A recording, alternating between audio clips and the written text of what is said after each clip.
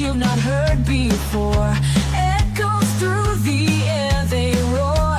Unleash the beast, let your spirit soar. Fists in the air, the crowds ablaze. Moments that seal the mundane's haze. No fear, no hold in this maze. Reach the peak of these wild days. It lives, Friday night lives. You die, but Friday night lives. Hosted by Dead Pit Radio. Stunning Mark and Rebel Ralph. It lives, Friday night lives. You die, but Friday night lives. Hosted by Dead Pit Radio. Stunning Mark and Rebel Ralph.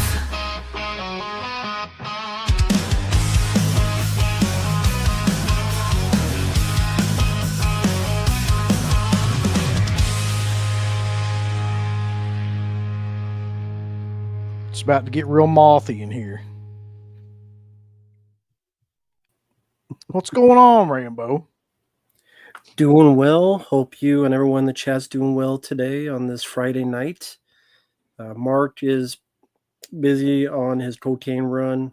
The Mothman told me that was his prophecy. Yeah. Said. Yeah. He's on Mark's a city flying. run. He's flying with the Mothman right now, dropping cocaine into like different houses, like Santa Claus of the cocaine world. Yeah, man. So this episode is going to be something a little bit different. We're going to do a commentary over the Mothman Prophecies, which I haven't seen this movie in a long time, actually, a couple of years at least. It was and probably still is like one of my favorite movies. I think it's highly underrated. It's highly underrated as a horror film. It's highly underrated as just a film in general. I was talking to you before the show started. I've been to Point Pleasant, I don't know how many times, probably half a dozen times by now. And it's a really interesting place. I'll say that for certain. If you go there during the Mothman Festival, which is like, it's like a carnival almost that's just dedicated to the Mothman, you will regret that these days because there is a fucking ton of people that go to that now. But if you just go down there and like walk around and hang around, like it's not that bad. It's actually a pretty cool, like little town that's kind of similar to a lot of towns around here. But this is the movie based on the story of the Mothman. And I knew Mark couldn't hold out on this one. You say the Mothman 3 times, Mark appears. Maybe he appears. Maybe he appears, yeah. So, yeah, we're going to get into this, though. I think Mark is pretty keen on this story, too. This should have been a fucking X-Files episode. I don't think it ever was. But the idea of the Mothman was perfect for that, anyway. Yeah, it's a much better X-Files movie than I want to believe. Yeah, that's definitely true. Remember when we watched that and I wanted to die? That was a good time. Yeah, I think we all did. Just to finish it off for some reason. Like, we all knew it was going to be god-awful, but we had to do it anyway. Not Mark. He's defending it. I broke the disc for him. It's not that bad. Ellie Jewel says he's petting his gerbil with his pants off. Let's get this started. An obvious Richard Gere reference. Be Positive says howdy. Deer Hunter says the Mothball Prophecies. Justin Smith is in here. People bubble wrapping their desks. And of course, Phantasm Matt. Well, Matt, if you want to be on here, you're welcome to be on here, man. I never even think about it anymore. I'll send you the link though. You definitely like the go-to West Virginia consultant. That should be your title, West Virginia consultant. Yeah, before we get started with this though, and as Mark is I'm not sure what he's doing, placing vials of cocaine away. Let's take a minute to kind of talk about the passing of Val Kilmer, Mm. which we haven't really discussed at all. That's another one that I think that might be one of the bigger actors that like I really knew and respected has passed away here in the last little while too. Yeah, I mean, he's done a lot of films. People mentioned in the chat, from Tombstone to Real Genius, I thought was fun. He was good in Heat. He was good in True Romance. He played Elvis with Christian Slater. He's been in a lot of Top Gun, of course. The Doors. Yeah, The Doors. I always liked yeah, for some reason. yeah, The Doors. Oliver Stone. One I always liked was Thunderheart. It's one a lot of people don't mention, but Thunderheart I thought was a pretty good one, starring him. Is that the one where he's like the Native American? Like he's, yeah, I've seen that, but I can't remember it. Yeah, he's like a FBI agent or something, and goes to a reservation. There's been a murder, and yeah, that was a pretty good, and not really action, like murder mystery thrill, a little bit of action. Yeah. Yeah, so he passed away, and from what I've read, he was bedridden for, I think it said a couple of years before his death.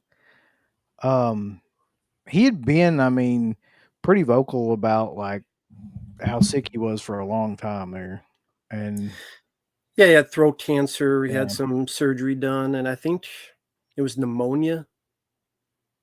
That was the cause Yeah, that of would it. make sense. Yeah, but I mean, he was a great actor.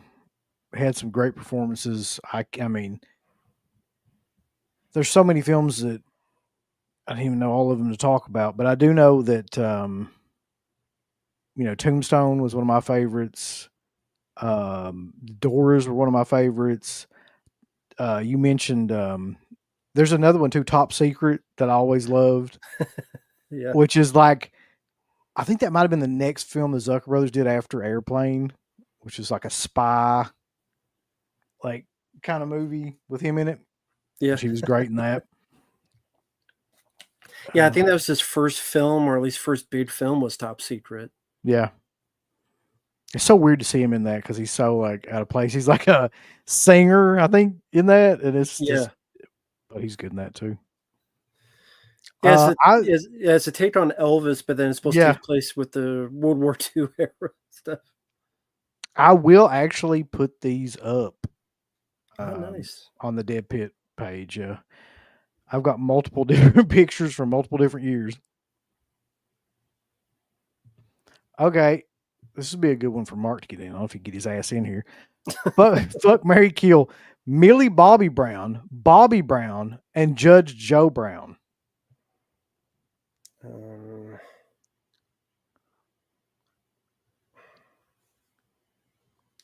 Fuck all of them. Yeah, that's probably the best answer to that. Yeah. I don't know. I like equally don't care about any of those people.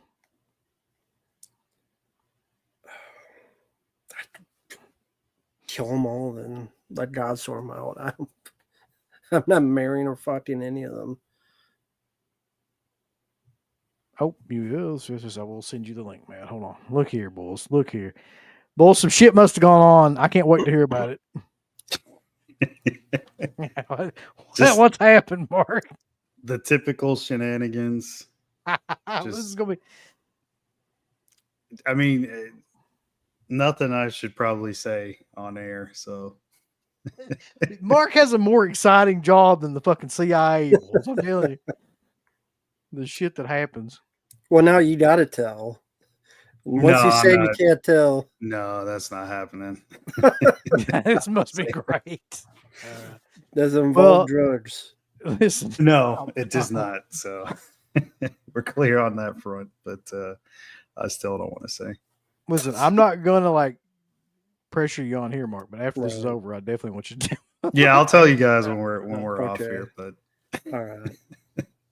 All right, so I'm going to send this link real quick to the other Matt because he is from West Virginia. Cool. Or at least lives in West Virginia, so he should know the all the background. I'm going to send it. I guess I have to send it on Instagram.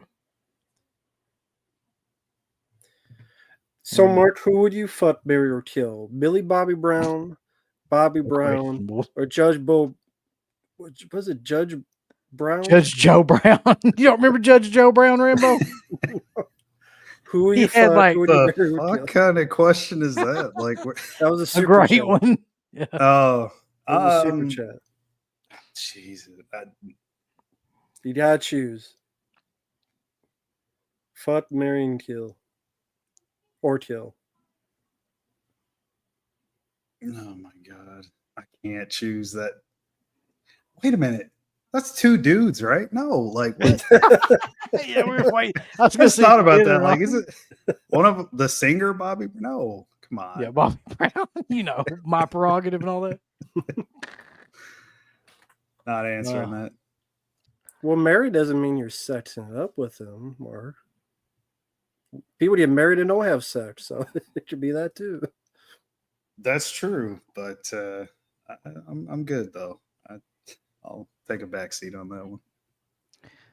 So,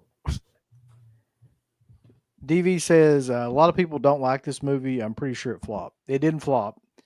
It made its money back. It didn't do like amazingly or anything like that. But I don't know of a lot of people that don't like this movie. I know a lot of people that don't even know this movie exists, Mm-hmm. which would probably be more.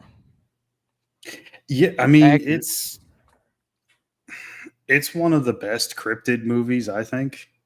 I don't know if I'd say it's number one. I'd have to look at like a list of all of them. I could be forgetting something, but it's one of the best for sure. It has to be.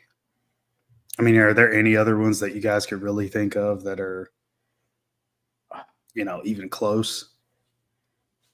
Cryptid. Define cryptid, Mark. Loch Ness Monster, Bigfoot, Jersey if you're- Devil. So Shit like if you're that. talking about like Bigfoot, I was thinking if Bigfoot was included in that, then maybe like the Dick Demon. But I mean, Yeah, that's maybe Legend of Boggy Creek, and maybe like okay. that. I don't know.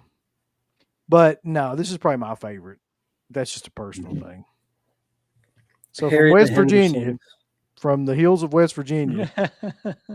I'm not sure if you're from the hills of West Virginia. Probably not. Not really. But listen, Not much. you should bring in all of your inside knowledge about the Mothman. Well, you know what the funny thing is? I haven't even been to Point Pleasant yet, but you Wow. have. So Point Pleasant is like 4 hours from me. I don't know how far it is from you, but It's not. really- I'm actually closer to it than you are. okay. Amazing. So I've been wanting to go to that Mothman festival for a few years now. It's always around September, which is it's literally always right around the weekend of my birthday. I've just never been able to make it down there yet, but it seems like a kind of like a bucket list kind of thing. At least for me it is, because this movie has been one of my favorites since I was in like grade school. Yeah, I don't understand why more people don't reference this movie, because it is genuinely creepy and unsettling movie for especially this time period too that it came out. Mhm. It really is, yeah. I don't know what you guys are watching it on, but this is actually my first time checking out this imprint Blu-ray. There you go. It is killer. Yeah. And this is kind of a random fact about this movie. I pulled up the main menu here, and it's got this song playing. I don't know if you're watching this on the Blu-ray, Mark. Mm-hmm. The song that's playing on the main menu is by a band called Low, and it's a song they did for this movie called Half Light. And they ended up becoming one of my favorite bands. And this was the movie that I first heard this song. And I was like, oh, wow, I really like that song. And So it kind of opened up, one of my favorite bands, this movie. So, and it's like a song that fans of them don't ever really talk about because it's kind of just like a one-off type thing. But just a random trivia for me that I kind of found one of my favorite bands through this movie as well. Super creepy though, man.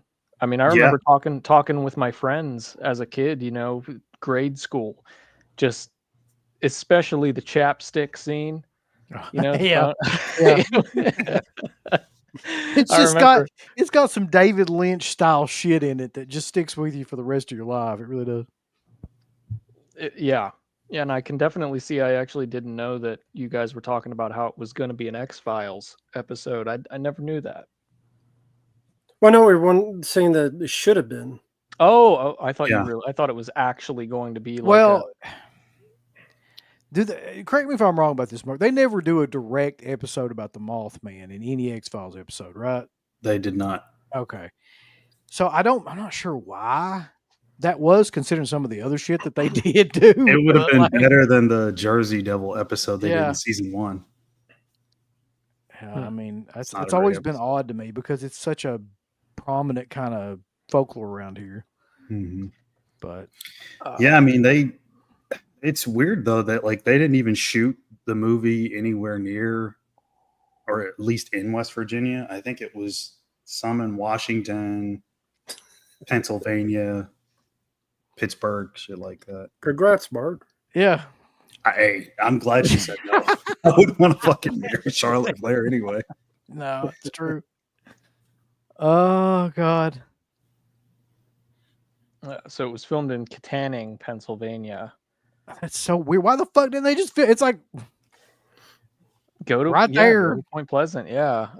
And some in Washington D.C. Mhm. Also Pittsburgh, Pennsylvania. So that's right. That I literally work in Pittsburgh. So, that was some of the filming locations. Actually, it seems like most of it. They're talking about Carnegie Mellon University. Yeah.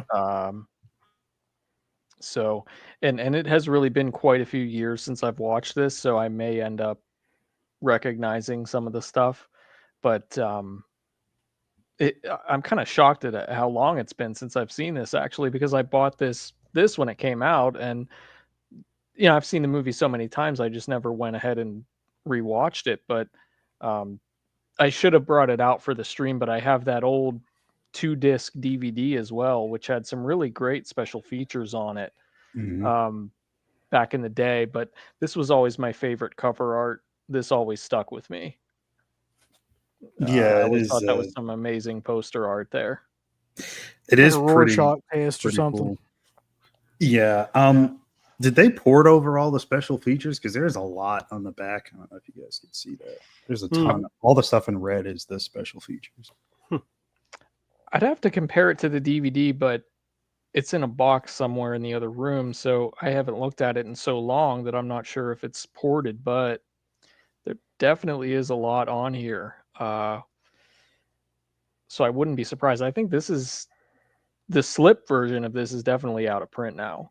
Yeah, it is. Been out of print for some time. So I think you can get it with just the standard case. Yeah. But yeah, man, I'm super excited to watch it again. I was kind of pumped to see you guys doing this, and so I was like, you know what, I got to get on there because Yeah, I mean, for those people that haven't seen it, now's the perfect time to watch it with us. We'll tell the story of the real Mothman and all that shit, and make fun of Richard Gere for 2 hours. But also, the people that have seen it, I mean, it's a genuinely kind of unsettling movie, and it's fun to rewatch. So, but real quick, we got Bobby Reynolds on here. You ready for this? Always. At Punky's place, Matt, CK, Mark, and Uncle Bill come in and slide down the pole. Oh, Jesus. I bet you do. I knew that was coming.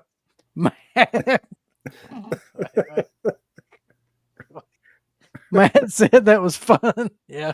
Okay. Punky said over here, they sit. Punky said, what can I get for you? A blowjob. You slide down this pole now. I slide down that pole. Now you slide down this pole with your mouth. Wait, there's She's more. old enough. There's more. Hold on. UB said I would like a cheeseburger with the mystery sauce on it. CK said Mark, and we get a chili hot dog. That's a lie. He won't eat a cheeseburger. He don't like bread. I don't like fucking bread. Bread. Just the cheese and a burger. Just that. No bread. You don't Wait, like there's bread. more. Hold on. Let's get this lore continues. Hold on. Matt said I would like a plain cheeseburger with fries, milkshake, and a mellow yellow. Punky coming. Sounds good. I haven't eaten Punky yet. coming right. Here you go. Matt said finally someone got my order right. Yeah. God, you made me hungry now. I want that now. God damn it. I didn't eat because I recorded for 4 hours and then, like an idiot, God damn, Rambo. I fucked up and I deleted the 4 hours by accident Oh my god. Oh, dude. because I was trying to do something and I was fucking cat was over there, so I slipped and hit the wrong fucking button and then deleted the 4 hours. So I got to do that shit tomorrow. So this is fun. Get my mind on that stupid shit I did. I think Thank anybody you, that's ever Bobby. recorded videos has done that at least one time, and it always fucking sucks. Mhm. 4 hours would be brutal, though. Yeah. Real quickly for Matt and Mark, what's your thoughts on bread? You like it? Don't like it? What are your thoughts on bread? The people want to know. Uncle Bill It's don't just- like bread. It's a staple. You gotta have bread. I had bread today. Yeah, Mark, I didn't even know where to go with this. it's fine, I bread. guess. I don't know. Here's what I'm asking. At the end of the day, when you go, this is my point. When you go into a steakhouse, right? Mm. There's one or two types of people, and I am the second type. There's people that will go in there and eat that basket of fucking hard ass bread that they give you, like as an appetizer when you first go in there, and then that just destroys like the rest of the meal. And there's people that are like, I do not want a fucking basket of bread right before I eat a steak and something else. That's what I'm saying. That's the Right. route that I'm going down. Okay. And I also Deer Hunter. what? Bread isn't too Hard common. ass bread is delicious to me. This argument will never fucking die. Okay. Bread isn't too common in Asian countries. So I'm generally curious: is Uncle Bill part Asian? Yes, I am. I'm from Where the the hell- ShamWow province. So Be a better Shang-Chi than that fucking guy they got. I'm legit surprised they never did a Meth Man Prophecies as a West Virginia parody of this. Yeah, that would have been amazing. That's funny. All right, so we probably should get this started at some Yes. point. It's 2 hours long. Okay, so I am at what screen are you all at? Let's get to a screen we can all be at because I'm watching this streaming. I'm Right on the be- main menu of the Blu-ray, so let me. I have it See what- paused right before the Screen Gems logo. Okay, Yeah. Let's Hit play and then see what happens. Might be let's something. get it once Screen Gems is on the screen. I'm paused while Screen Gems is fully on the screen. all right, give me a second here. Fully on the screen. Right? Yeah, I see the S, the Screen Gems, the Sony Okay. Pictures Turn Entertainment this shit Company. down or we'll get sued. Hopefully, you won't be able to hear it through. Okay, I'm there now. All right, I'm there. Hold Okay. on. Almost there. God damn it, Mark. Everybody in the chat that's watching along with this, if you want to get on the Screen Gems, the Sony Pictures Entertainment Company, like as that first comes up, that's where we're going to start. And if you're not watching along with this, well, buddy, it's on you. Let me know if you can hear this once we start playing it, because I do have it on the television and not on the computer. So Yeah, I'm trying to funnel the audio right now so that it goes through my headphones. So I know there'll be some feedback. We will continue to answer all of your pressing questions while this commentary is going on as well, like this one. Do you like Vienna sausages? No. God damn, who does? I want to meet the person that likes some nasty thing. All right. Vienna sausage. Oh, it's like potted meat. Like, who the fuck likes potted meat either? That really is legitimately like cat food.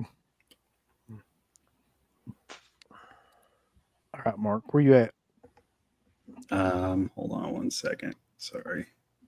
You said that 30 seconds ago, goddammit. Oh, wait, well, we got Bobby to keep us company here while you're finding this. Hold on. Thank you, Bobby. What if Matt has his hand on his mouth, muffling it over here? No doubt. It is like this. Okay. Uncle Bill said, "What? What?" Like Stone Cold. What? Matt is over here. Uncle Bill said, "What?"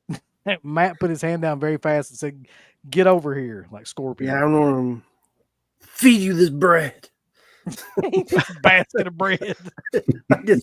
I guess just a basket of bread. Just fucking throw it at it for It's some like a reason. fucking nightmare or something. So while they get ready, one question I have: Oh, God, who it's a owns red this in the question. U.S.? Because it's out That's of a print in good the U.S., question. right? I don't You're know. right. That's a good question because I don't think it's ever been on Blu-ray in the United States. Correct me if I'm wrong, but in No, it print's the hasn't. only one. Oh, okay. That's why I remember jumping on this Blu-ray when it came out because there's never been one. Is in the that United Blu-ray out of print? In print? Yeah. It is. Okay. Yeah, I think it is. Yeah, See. definitely. It'd be Sony because it's Screen Gems. Hmm.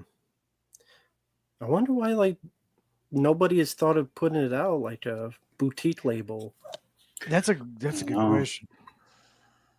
Like, Yeah. there's, I'm sorry. I mean, for all fans of Drop Zone, it's okay, I guess. But I honestly thought that you would love Drop Zone. I don't know why, but I thought there ain't no way he's not going to buy this. no, it's okay. But I'm like, at least have Passenger 57. You don't pick a Wesley Snipes movie. Like, Drop Zone's okay, but it's like It's got Yancey Butler in it though. not You buying like- it for $40-$50. You like when- Terminal Velocity more? Yeah, actually, yes. I figured. They're I very do. similar, so I could see Kino doing this on Blu-ray, but Yeah. like you were talking about earlier, like Uncle Bill said, it's not a movie that anybody really talks about. So I feel like there's no incentive really to release it. You know, Yeah, but Mhm. did anyone talk about Drop Zone? And No, like That is legitimately, sad. no one talks about wanting Drop Zone. Like Except maybe Wesley. I've never in the entire time we've done this show heard anybody reference Drop Zone ever. Yeah. And you would think like it would come up maybe one time, but no. Or Igor and the Lunatics, wherever the hell that is. Or... Nope. Nobody the wants to. last time this was released on physical media in the United States was, so we had the VHS back in 2002. First time it hit DVD was 2002 as well, and the last time was 2006. Damn. That double disc DVD was released in 2003, the one that I have in the other room, and that was the last special edition that ever had come out besides this imprint one that's obviously not US. So Was that one of those thick cases? the DVD double disc, Yeah. just a standard case with 2 discs inside. I only remember mine having 1 disc, but maybe I just got the 1 disc version. I don't know. It's been a while. We've got a Check it out. super chat here. Hey guys, after the movie's over, without showing it, obviously, can you guys sync up and react to the Megan 2.0? 100%. Yes, we can do that. I will remember that for you because Mhm. I have seen it, but I have 2. I have not, I have not seen it. So whether you like it or not, it'll be fun. I was not a fan. It looks so fucking stupid. look, I'm not gonna have any Megan hatred on this fucking stream now. Okay, You're we'll see after the trailer. All right. We'll see. But thank So, you. are we ready though? I'm ready. Yes. All right. I want to count back from 3, 2, 1. So on the screen, Jim's screen right now. In 3, 2, 1, press play. Here we go, boys.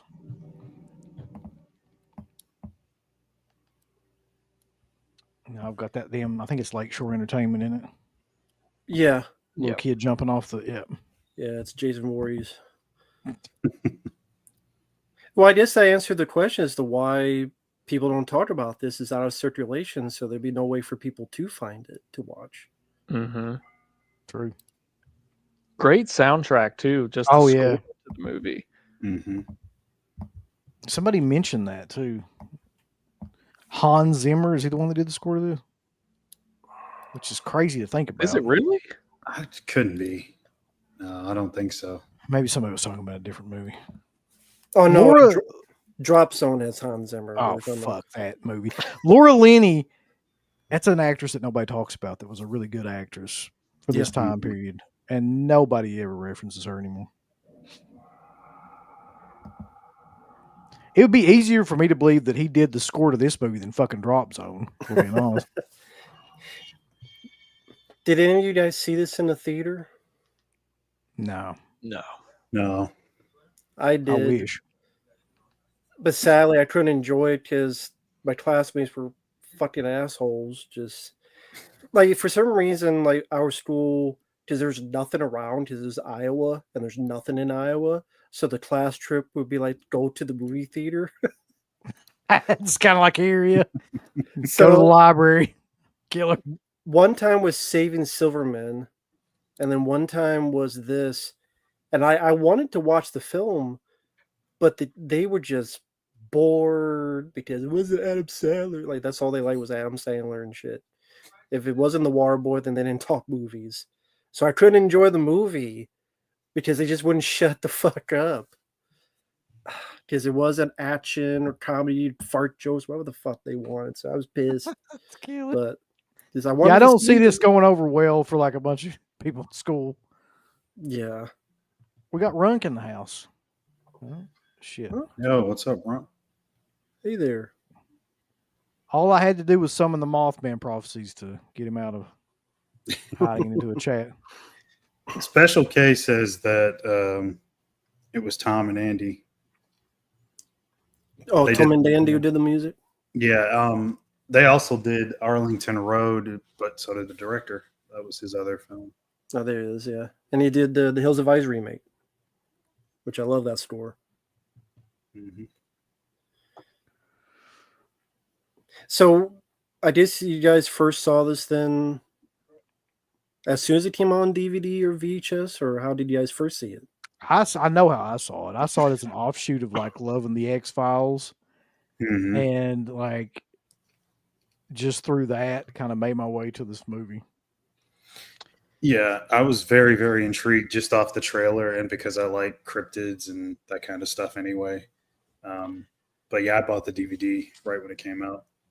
See, I'm a little bit younger, obviously, so I was a kid when I first saw this, and if I recall correctly, this would have been a rental from a local mom and pop video store, and just hearing a couple of people in my family tell me, "Oh yeah, this happened in West Virginia. This is based on true story," kind of thing. So that was what really intrigued me by it, and talking to friends in school about it, and just relating to how creeped out we all were by watching it. So yeah, this would have been a rental for me. Look this camera work right here too is amazing. It's just kind of like coming from the other side of the tree, through the tree, to the Mhm. back, and then to the front. It's like, and then they got like a 2-shot with the guy in front. It's really underrated in terms of like the directing and pacing of this movie. Everything feels like something is watching you. I guess that's what I'm getting to. Like the way that it's directed is like there's always the camera is the other person kind of like watching all of this in terms of like almost like the Mothman. Oh yeah, definitely. You notice.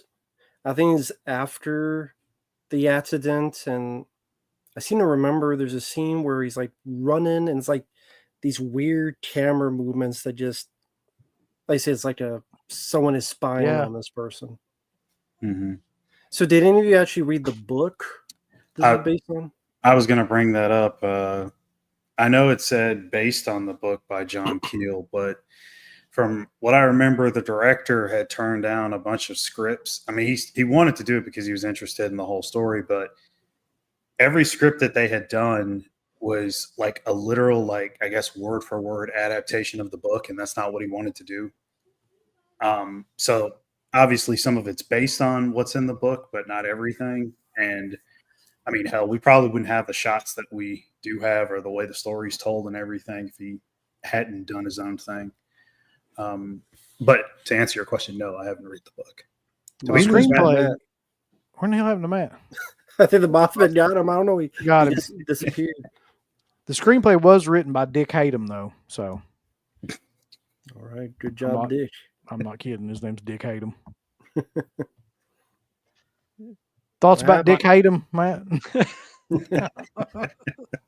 My bad. I was moving my laptop and it's a touch screen, so I accidentally touched like the back button. So won't do that again. So here's another great shot too with the car in the back, and it's almost like it's flying behind him, kind of the way that the camera's swinging back and forth. Yeah. Yeah. So there are some factual things presented in this movie. A lot of it is just carrying the narrative forward, though. A lot of this stuff with the relationship and everything, of course, is not really in the movie or anything per se. But some of the stuff you see later on, and I'll point it out when we get to it, is actually based on some of the things that happen. We got another super chat. Oh, wait. These are my favorites. Hold on. This is a big plot point in the movie, though, so get ready. What if Matt Thomas, studio A bunch of Red Matts. Man, and Phantasm did a commentary of Spider-Man No Way Home, Matt and the Matt-verse, No Way Home Forever. Damn. Boy, I don't know. I don't know if I'd ever do that commentary. The Matty-verse. Oh, Fuck Spider-Man. Let's get back to this. So that's a little bit. That's CG. That's too much CG right there. They could have done without that. But it gets you to the point that you need to be at. Now, I mean, I do like Richard Gere in this. Are you fine with him starring in this, or would you prefer someone else starring in this? To be honest, I would always prefer somebody else starring in anything. But I mean, he does a fair enough job. yeah. Like, is there someone that you think of? Oh, sorry. Go ahead, Matt. I was just gonna say, at this point, it is kind of what it is. I think he does fine for what the movie calls for. He's not my favorite actor by a long shot, so I mean, who do you think would really fit? Do you guys have any opinion on who would really? I mean, be it's fitting. It's one of those roles that could pretty much be played by anybody, really. He's kind of a straight man just going through a bunch of shit throughout the whole thing. There's not a whole lot of memorable Richard Gere stuff other than the phone call, I would say. No, but that's not really but because of him. I would just say I would think that he does a fine enough job in this. You know, it's not. I don't think he's going for any Oscars. I don't think any actor would really be going for an Oscar type performance in this kind of movie anyway. I don't think it really calls for that, but Like Debbie, I like Richard Gere in this. I think it's his best role. I think he does a really good job. But I think Dave Duchovny. Yeah, doesn't have to be an X-Files, but that'd be interesting. Special case as Harrison Ford. I could 100% see that. Yeah, I can see that. Same kind of thing. Yeah, I can see that too. Front row at a Diddy party says Richard Gere left the USA to show Trump what's what. Did he really? I didn't even know that. Yeah, I think Rosie O'Donnell or Ellen, good, keep them. Edward Norton, that's one I could see in this movie too. Yeah, around that time. I think it would have been cool if he had someone he would have been older, like a Brad Dourif. Like some character actor to get that lead role, to get that opportunity that they don't usually get. That would always be interesting to me. That was cool to see, like Ted Levine and The Mangler, because they rarely get those type of roles. So great, I would not have felt the career because it's filmed in Wasn't a huge moneymaker, but then would have been interesting. But yeah, this goes into what you're saying, like people watching, even from the outside here. There's like a ton of like what would you call it, symbolism in this movie too. Everything is related to a moth or some sort of a symbol. Yeah, right here, yeah, this shot. So do you think the Mothman was real or bullshit?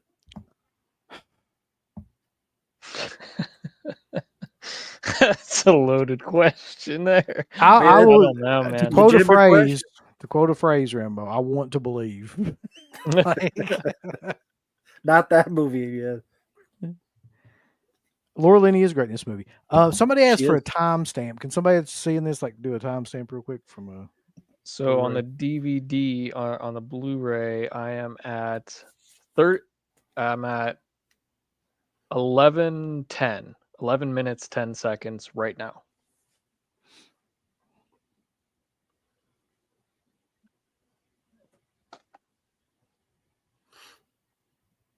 So pretty much up to this point, this is all fictional. I mean, there's nothing other than like a few glimpses of the moth, which I'm not. I don't think they really like saw moths. Like, by the way, the name Mothman really doesn't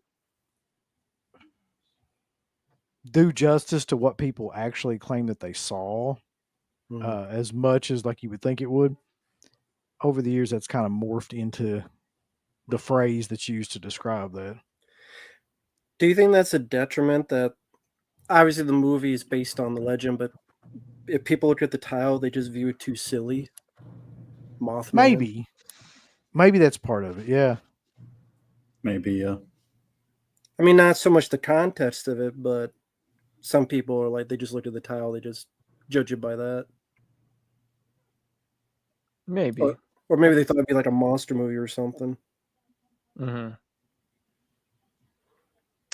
I have never seen another Mothman movie. Wasn't there the Sci-Fi Channel one? Yeah, I was like looking, and there's a bunch of these movies actually, but they're all really cheap independent movies. Like, and there's a documentary too, like Searching for the Mothman or something like that. There's probably several documentaries now that I think about it. Yeah, I was going to bring that up too. I mean, for anybody that's interested, and since most people have Netflix, if you really want to go a little bit deeper, you could watch the Unsolved Mysteries. I think it's Volume 4, Episode 5. It's Mothman Revisited. And not only do they show the older Robert Stack episode and edit that into it a little bit, so that's kind of cool because I love Robert Stack, but you get a lot of the new cases because there's a lot of newer sightings that have happened, I would say, in the last 15 years, all the way up until about maybe 2020 or so. So it's really interesting. So the legend continues, folks. So is this a Christmas movie? Yeah, pretty much. I mean, it takes place during Christmas. You notice the subtle, like, even you talk about all the subtext and all the subliminal messages in this movie, even the red, the tail lights on his car, which was just a couple seconds like ago. the eyes. Yeah. Mm-hmm. You know, it just, you pick up on this stuff after a couple times of seeing it. Shit, Bobby. There you go again. Is it true that there's a Mothman that can shoot lasers from his eyes? I hope so. That'd be killer as hell. Wouldn't that It'd be be like interesting? See, Sci-Fi Channel should make that movie. Really? At least that'd be fun. Like that They guy. probably have already. There's a movie from the 70s called The Dark. It's like if you watch, all you have to do is watch the trailer. It's like this creature with lasers come in his eyes and people float up and then they explode. It's like from 1979, The Dark. Because real quickly, it was a movie that wasn't meant to be about an alien. It was about some guy that was like crazy, but then they said it was too boring. So in the middle, they changed it to an alien. So all of a sudden, it's just blowing up people with lasers out of his eyes. I remember seeing the cover for that. This is one of the more effective parts of this movie too, when it really gets into it.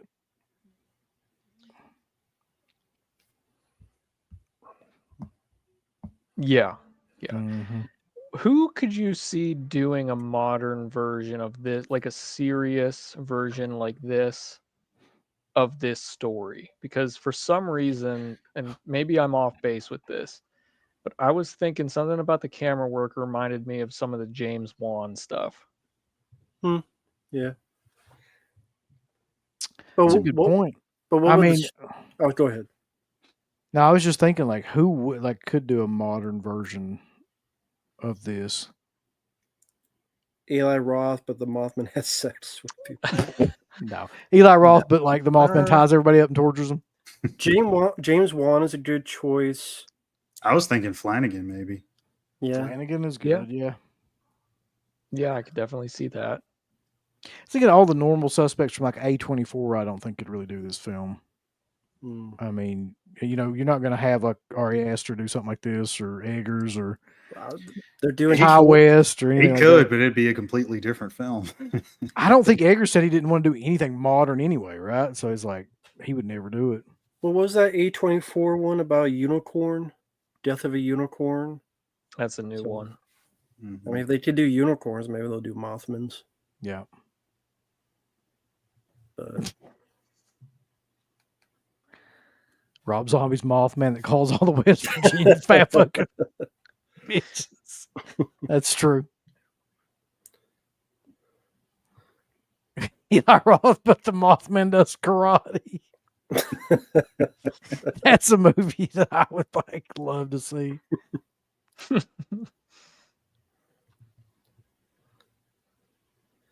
So here's where you really get the first kind of idea that something weird is going on in terms of like the Mothman stuff. Mm-hmm. so you've been to the festival. Yeah. Like, for those who don't know, what is the festival? It's just, I swear to God, it's essentially like a carnival that is a celebration of the Mothman. And they have a museum that has all of the Mothman memorabilia in it, including stuff from this movie and like stuff from the actual events that happen. And they have like a hotel that's supposedly part of it that you can stay in. That's an old hotel that's supposed to be, you know, whatever. I don't think it's supposed to be haunted, but it's supposed to be a part of the whole story and everything. And they just line up vendors and stuff down the streets of this small ass town, and it's all Mothman related stuff and horror related too, to be honest. When you say Mothman related, are there like figures? Or Yeah, like anything you trinkets? can think, like let your imagination go wild, Matt. Anything you can think of Mothman. There's Mothman funnel cakes that are made with like cherries for the eyes. There's fucking like Mothman, you know, figures and figurines. There's Mothman cups and like anything you can think of. Yeah. Maybe bootlegs if you want this on Blu-ray. T-shirts and just, yeah. Huh. Mothman strippers, like Jackson Jack was saying, yeah. But is there a Mothman with a dick? They would go with your dick demon. No. Unfortunately, I've There you never go. seen that. That's give a new idea for those next year. There'll be some who'll buy it. I guarantee it's Mothman fleshlight. Hold on, Bobby's back. Behind the mask. What if you guys are at a camping and it's raining and a couple of tents fell? Everybody goes to the tent that is standing. Only Matt stayed in the fallen tent. Say, if I can't get wet and snore like a ba. Snore like, That's me. I always get wet. he gets wet every day. Yeah, every day. Twice He's on moist Sunday. right now. And he's snoring like a ball. For Richard Gere's gerbil. Yeah. Did he do the gerbil? What do you guys think? You think that was just a legend? Yeah. Yeah, I think so. The Lemmy fire. Wink. Go ahead. I was just going to say Lemmy Winks. One of the most persistent legends ever, though, isn't it? Yeah. Yeah. Never went away, really. I always remember the funnier one was that I know people said that Stallone started that. I heard that too, yeah. That was Sylvester Stallone started because of Lords of Flatbush. Didn't he deny it though? Didn't he say like that he didn't? Well, I start it? mean, wouldn't you? Yeah. No, I'd say hell yeah, I started it. Yeah, that's true. if somebody said if Diddy parties are real, the gerbil is real. That's true. I mean, it's not like anywhere beyond the scope of anything now.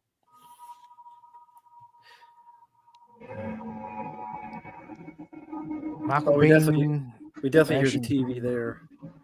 Oh, really? Yeah. regarded now. Michael Biehn, leave him alone, Carter.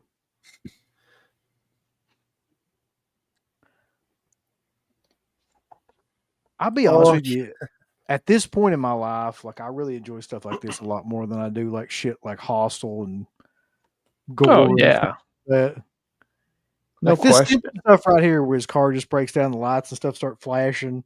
It's showing the top view of like the the electric line and stuff. Mm-hmm. yeah, it's showing in an atmosphere. Yeah, you kind of get the idea of what's going on. His watch is stopped. Like all these little things that just work in this movie.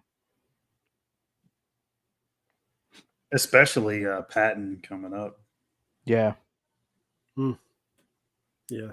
Yeah, they pull a Nightmare on Elm Street 4 here shortly.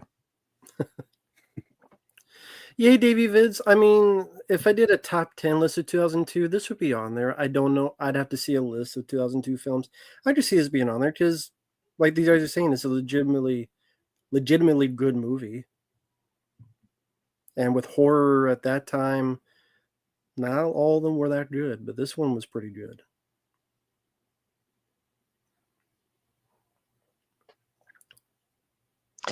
It's just it gives me Silent Hill vibes as well, or that type of atmosphere. Like it could have been in that neighborhood of like a Silent Hill type vibe with what they're going with. That's so funny you say that because I remember years ago I saw like a fan trailer someone did of Silent Hill 2, the movie, and they used mostly this movie for footage. For footage, that fan- okay. Yeah.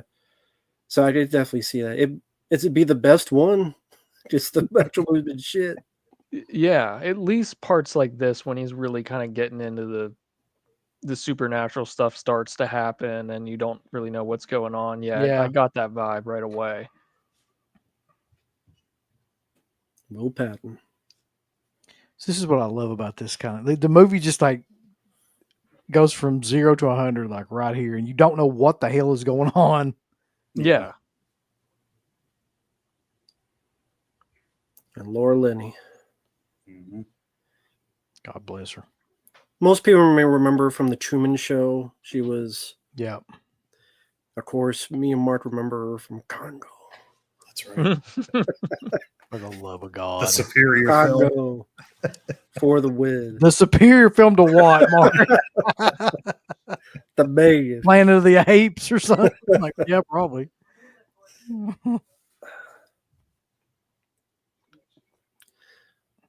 Will Patton, though, has always been one of those actors that is always nice to see him in. He always gives a good show, good performance. So we mentioned before this has that X-Files flavor. Are there other movies you could think of that has that X-Files flavor that you liked as well? One that doesn't fully succeed, and I don't know if it's because of studio interference or what exactly, but it was by one of the directors of the X-Files episodes. That's Disturbing Behavior. Oh, yeah. Okay, I haven't seen that one yet. Yeah, I think it's David Nutter who did that one. And I'm pretty sure they shot some of that in Canada. It still has that rainy atmosphere, the tall trees, light shining through, all that kind of stuff right out of X-Files. I was thinking of Wrong Turn, but they already did. It was called Home. Oh, yeah. Oh, yeah. True. On a serious note, though, let me think. What would be a good movie that would be a good X-Files episode? There's actually quite a few, really. I guess Final Destination was supposed to be an X-Files episode, right? It was, yeah.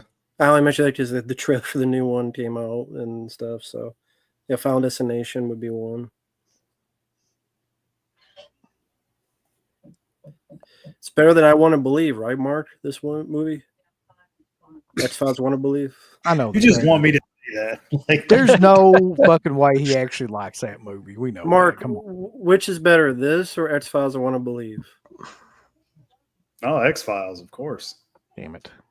Come on. I'm joking. Obviously, this one is. It's funny, Special K. I just watched Frailty again today, Yeah. and that is a great movie. That still Mhm. holds up. Fantastic movie. Love Frailty.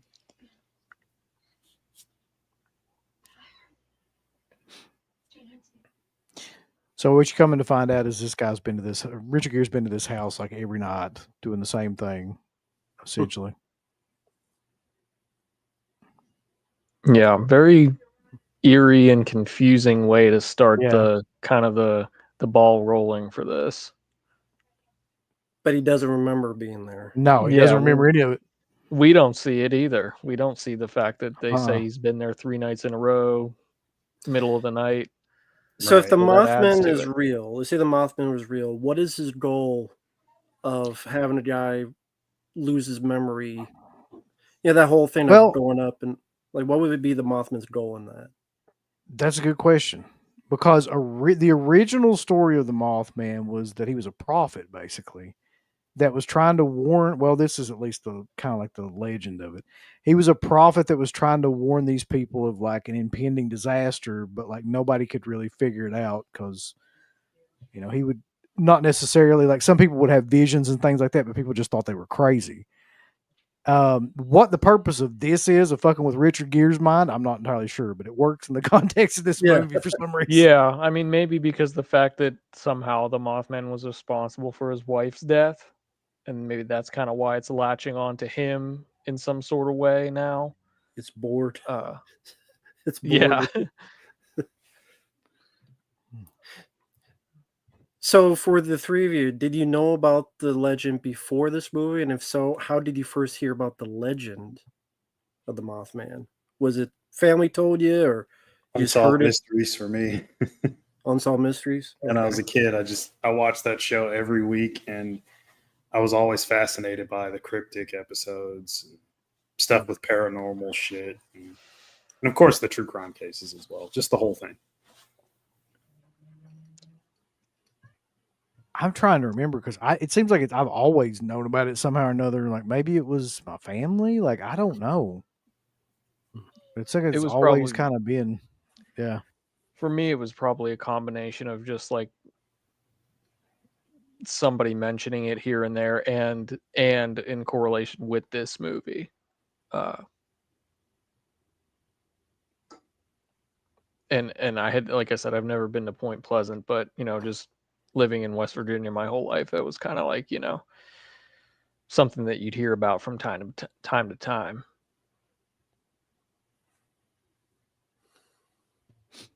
I agree with this one. I haven't thought about this movie in forever. Insomnia, Mm-hmm. which is a good movie that nobody references anymore. I think I did see that at the theater.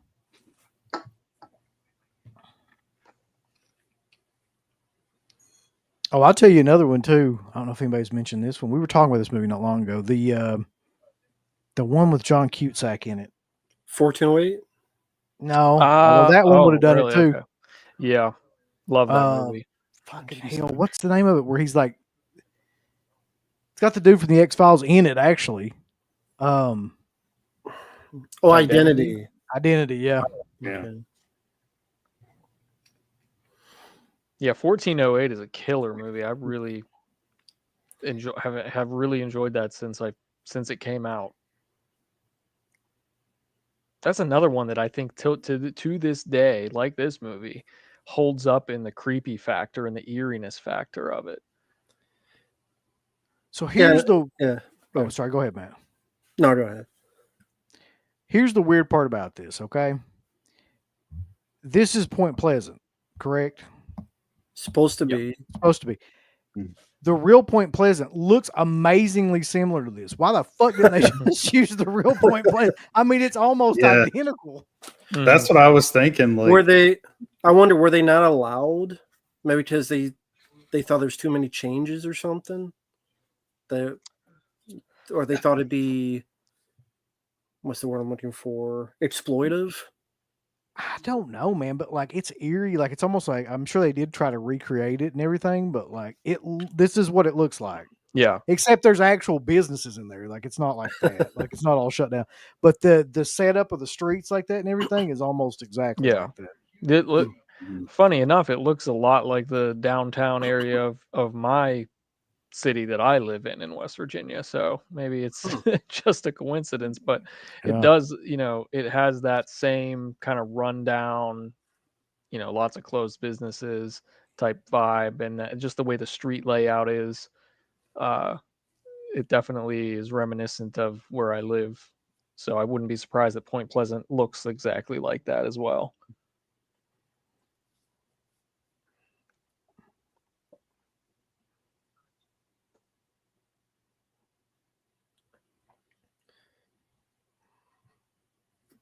That's spot on too. That's actually there. There's something that looks almost exactly like that that's there too. And Like when an was the energy plant or a steel mill or something. Like whatever, like an old energy plant. Yeah. and when was the last time you were there? 2 years ago, I think. How many times have you gone? 6. I was thinking like 5 or 6 times. They have the Mothman statue there as well, which is a permanent fixture. Yeah. Kind of like a cryptid destination for a lot of people. It's like a golden or silver. I think it's silver, right? It's silver, yeah, with like Yeah. red eyes and everything. Mhm. It's pretty badass. I got to give them credit. Like whoever did that design. Mhm. Yeah.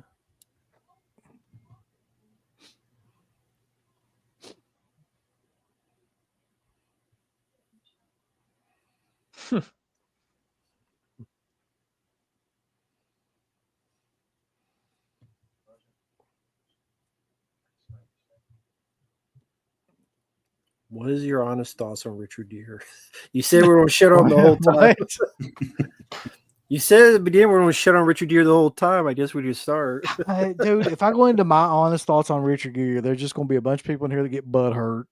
And like, Well, tough. you know They how have to it deal is. with it. I want to hear it. I just Honest don't. thoughts. I don't ever think about Richard Gere like in terms of Me like neither. movies or anything like that. He's never an actor that comes to my mind, and I think like, wow, I'm excited that he's in a movie. I've Yeah. never thought that like one single time. I don't put him in the same category as anybody else from that time period that's like in big movies. Like to me, he's not like a, like a fucking Harrison Ford or a Clint Eastwood or like, one of those bigger name guys. He's always seems very bored in whatever he's doing and just the most uncharismatic fucking guy for a lead actor ever. That's how I really feel about him. Is this the only film of his that you like then? There's got to be something. I mean, I don't mind the Ed Norton movie, Primal Fear. Primal Fear. Yeah, I don't mind that one. Hmm. Uh, About Days of Heaven, the Terrence Malick film. I do enjoy that one. I forgot about that one. I like Days of Heaven, I never but saw not it. because of him, but because I think as a movie overall it works, and it's Terrence Malick. So I was gonna say because of Malick, pretty much. yeah. Yeah. I don't know if you any of you guys have besides Mark have Matt or UB, have you seen Days of Heaven? no. Mm-mm. Yeah, Never seen it. you're really going into that movie if you're a fan of that director and just for the cinematography. That's really the Hmm. kind of Yeah, the he's- draw to that. He's hit and miss for me. I like the Thin Red Line, but it takes a bit with him. Hmm. Yeah, Mhm. it's a very it's an Narrative-wise. acquired type of taste. Some of his stuff. So there is some of the stuff that's been going on right now is kind of based on some of the stories. They're showing like, evidence files and things like that. Some of these drawings like that are in that museum too, by the way, that people that actually were there when that time did of what they saw. Mhm. And it is, some of them are very Mhm. similar to that, Hmm. to what they're showing. I'm assuming they did research on some of these. Bobby's got a super chat from Mark. this time. Oh shit, yeah. Mark for being a supervisor, which level of the middle ground the foreman, aka the team lead, is on? Is it the manager level or the supervisor level? Not sure how to answer that. Come on, Mark. What is he asking what level Mark, you're on, or Mark, what? That's level what I don't know. It's a simple question, Mark. How much do you manage and how much do you supervise? I supervise everything, the entire facility. He's kind of a big deal, Bobby, is what he's trying to say. So don't, He's got to have a big deal. don't get it twisted. Yeah, like the manager is like never there. Because he just uses you. He probably comes in maybe 2 to 3 times a month, if that. I'm always there. So Hold on. I don't know where this came from, but beef jerky time. You want some beef jerky? There's There you plenty. go. of it. classic line. This movie did drone shots before drone shots existed. That's true. Yeah, there's a lot of drone shots in this. This is where they get into the phone stuff, and that to me is probably the creepiest part about this whole movie for some reason. I don't Yes. know what it is about it, but that idea, Mhm. it's something that just taps into some sort of really weird fear of like, I don't know, loss of reality or something like that, and like being contacted by something that's not of this world somehow. Mhm. Yeah, I mean that's a bold step to take to make. What is it? Injured Cold is the character name, to like Yeah. give it a name, give it an identity, but it's an unknown entity all at the same time. Like it's a tough thing to try to balance, but it works in the movie for some reason. It does. And that's the director's voice, by the way. He does the voice of Injured Cold. I didn't know that. That bridge setup is pretty spot on too. Like, I don't know, they just found a fucking town that looked exactly like I believe Yeah. that's in Pennsylvania as well, that bridge at the end. the only difference is when you come into that town, you're not coming into the middle of the town like that. Like the town is off to the left, Mm. actually, like after you come off of the bridge. And for those wondering, for some reason they released this in January. It's a weird choice. Well, it does kind of take, you got the Christmas atmosphere towards the beginning, and I don't know, it was a very subtle type of, you had a couple Christmas trees in the hospital and just some Christmas lights, but it didn't really capitalize on that at all. You got the presence at the end, and the water is great. I was just going to, Oh. Runt, BB. I was just going to say Runt. Yeah, January is usually known as the dumping month. Like they don't really Yeah. believe in it. They don't think it's going to do well, so they just put it out there for content. It only made 35 million in the U.S., 55 million worldwide. So On a budget of 32 million, though, what did they spend that money on? Richard Gere. Gere. I was thinking that, but like, good supply of gerbils. Like, I'm willing to bet, I don't know, but he probably got paid. What would you think? Probably $8 to $10 million for this. Maybe, but what was he worth at the time? was That's Yeah, I was gonna year, say- what year did this come out? Like 2002. Yeah, he definitely got at least that for his ass to be in this. Damn him. Took all the money. I mean, he's kind of a big deal. He's carrying the whole film, clearly. Yeah. I mean, I think he does a good job, but again, I think other people would have done a great job as well. You could have saved $5 million to get somebody lesser known, bro. It's true. I don't know why. I don't feel this way, but I just see people watching this and they just be like, it was boring. What's happening? Where's the titties or something? Well, yeah, there's a lot Yeah. of movies you could say that about. I mean, But I mean, in this time period especially, if you do remember, how was horror in 2002? For you guys who remember, like what was like the horror films around that time that It was Final not great. Destination 2, wasn't it? Yeah. I guess my point is like they weren't really making these type of films, right? It was just more like Let's see. torture 2000 stuff and Somebody look this shit up. See what was coming out in Definitely not 2002. like this. I mean, Now, because there's. Go I'm ahead. not sure I've seen many films like this though, other than like, Mhm. I mean, definitely not mainstream films. That's probably why it failed. Really, people were expecting like a certain thing, and this was definitely not it. Yeah. They probably, I think, Matt, you said earlier, they might have thought it was like a monster movie or something. Just the whole, I mean, I don't know how big the Mothman thing really was around that time or what even kickstarted the idea for them to even put this out in 2002. well, 2002 around this time you also had 28 Days Later, Cabin Fever, Dog Soldiers, Fear.com, Ghost Ship. Trick or treat, motherfucker. No, yeah, that was around that. Yep, same year. My hero, Buster Rhymes, motherfucker. Witchcraft 12, Resident Evil, Damn, Python 2, of course, classic. May. So those are the horror films you were getting. What do you think about instead of Richard Gere, if Tim Robbins was in the role? Because the Jacob's Ladder kind of thing. Mm, Yeah, it's kind of similar vibe, really. Yeah, Crazy kind of. I don't know how to dude explain losing it. his mind kind of thing. Yeah, just descend into madness kind of role.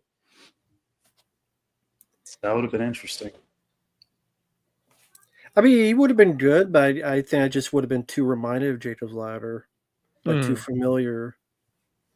Because I'd be seeing kind of a similar not the same, but the similar performance. Speaking of an incredibly underrated movie to this day, Jacob's Yeah. Ladder. Like Jesus, man. Oh yeah, hell yeah. Where's Still the 4K of that? You took the words out of my mouth. Anniversary, 35th, right? 35th anniversary, Jacob's Ladder. We got nothing. Got fucking. I wish Second Sight was doing that instead of Talk to Me. Yeah. Like Talk to Me's already out on 4K. Like do something that's not out. Right. I couldn't figure that out as a release for them either. Like, I mean, it's and got a cult also, following, but and Umbrella did a fancy release for it. Yeah, it got a already, huge release. So, I mean, like I just don't see the point of that. It's really weird. listen, Special K. I mean, Richard Gere's not the loosest dude in the room. Yeah, Come on, I was gonna man. say, you really think Richard Gere is Especially his ass. the choice? God. Mr. He was great, Mr. Kruger. I would agree. Love that film. So this director did Arlington Road. Did he do any films after that? Mark Pellington? Yeah, but I don't know if people would know the majority of them. That's the thing. Yeah, it's a really weird thing to latch onto, but let's be honest. Like, people in Kentucky and West Virginia don't have a lot to latch onto. So whatever we can get our hands on, we kind of go crazy with it. Always got is Dollar Generals and Mothman. That's it. So if the Mothman was real, it's never come back? No. Just a one-night stand? To Point Pleasant, you mean? Well, you mean it's been other places? Yeah, that's what I was saying earlier with the Netflix Unsolved Mysteries episode that they just did. They have it in different locations. It's in Illinois and I other forgot areas. about that, but you're right. Yeah. Yeah, so anybody watching, you're interested, check out that episode. It's fantastic. There's so many new cases and different variations of what people are seeing that look very similar to Mothman. Does any other places or states celebrate the Mothman like West Virginia, or just solely West Virginia? that's just like the origins of the whole thing. So probably just West Virginia, I would imagine. Okay. So this restaurant right here, Yeah. there's a restaurant in Point Pleasant that looks almost exactly like this, and I've eaten at it. So I think that that's probably a design kind of thing too. Even I those mean, it walls? still to this day looks like this.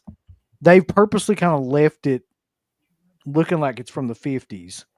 Hmm. It's, I guess, to capture the, or they're either really poor and can't afford to, remodel it, or they want it to, not like that though. There's like buffaloes and shit on the wall, but the look of everything being old like that is like that. And it looks Nostalgic. just like that old diner style front Mhm. shit Right. there. Same TV. Yeah, CRT TV. It's set up exactly like that with the little tables in the diner and everything. I've heard of a storybook called The Mothman Shadow, where at the end the sheriff turned into a Mothman. Mothman Shadow. I haven't heard of that. Oh yeah, Jason Strange. 2011.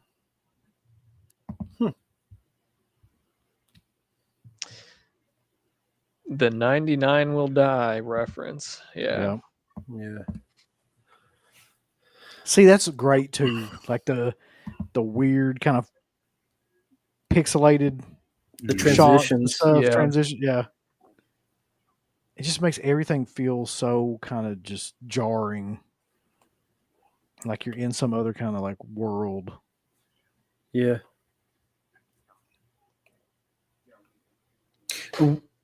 Now, I don't know this for sure. Maybe you guys could answer. Was the guy that he goes to visit, that's supposed to be like a representation of John Keel, the guy who wrote the book, who was actually a parapsychologist? Or is that just coincidence?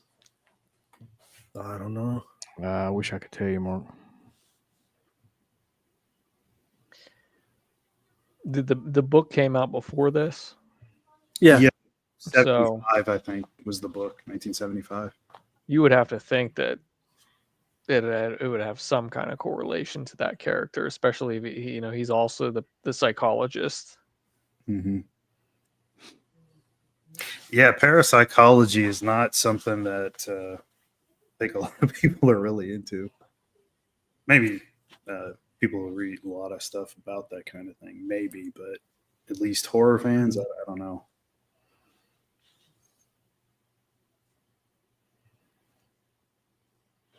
Yeah, Russell's talking about the Pittsburgh shooting locations, and I haven't really been able to pick up on a lot of that though, just based on what I'm seeing so far. Hmm.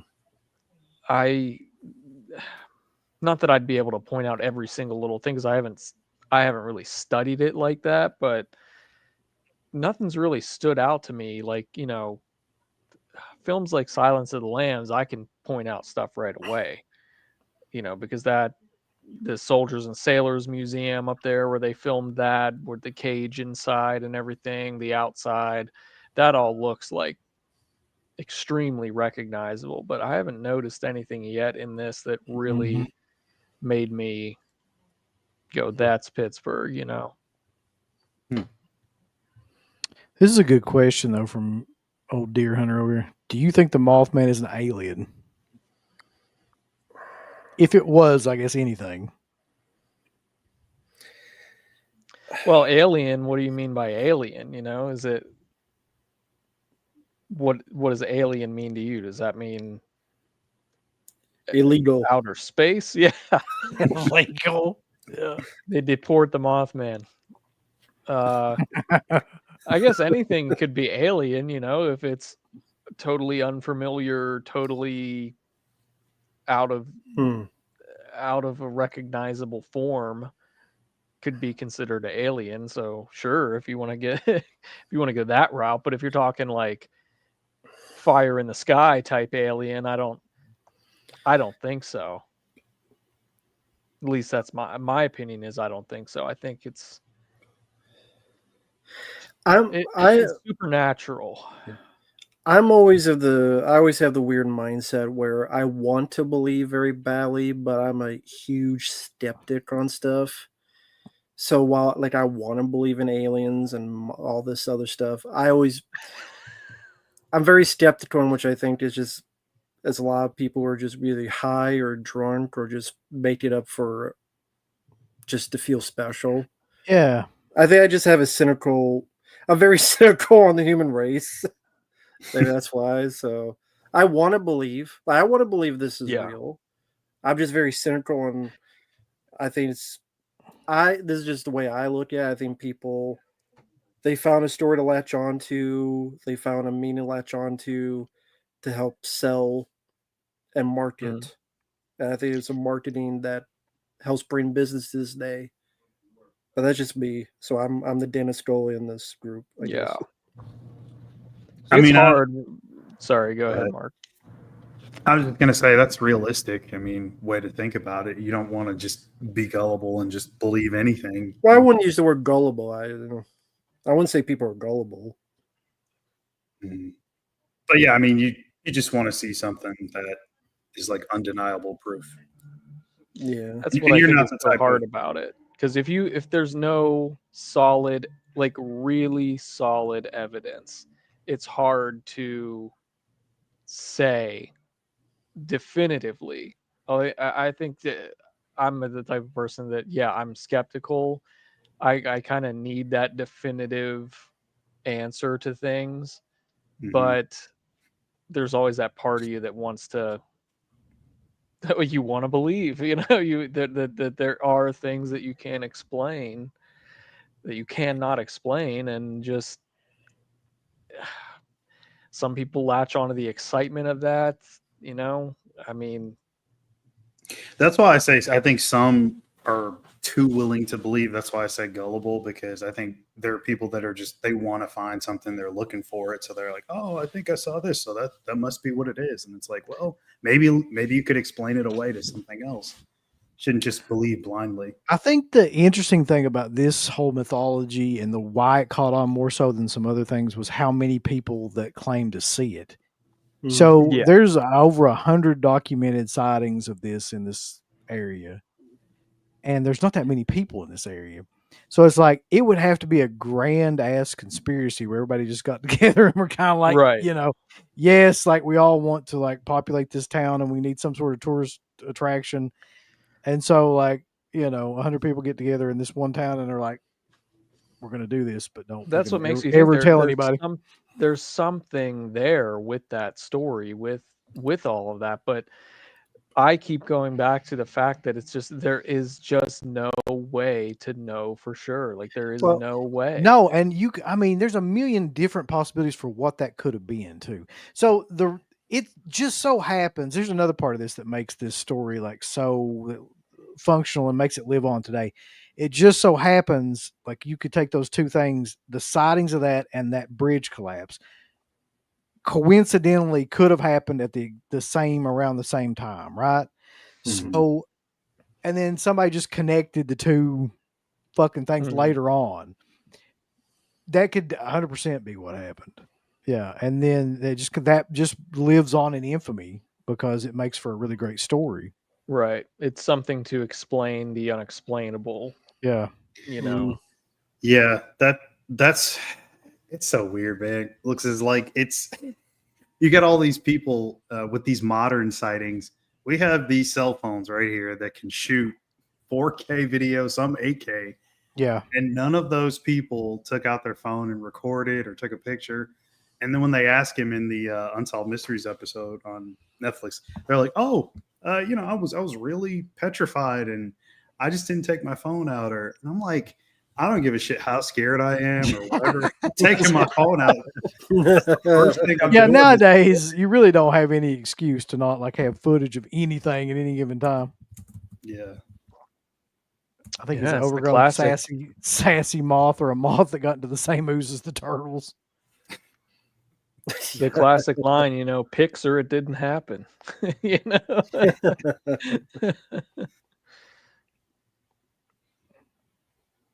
Well, that's, you could talk about, the UFO sightings with the military and stuff. And even the photos that they have of that stuff is still kind of poor considering the the technology that we have nowadays.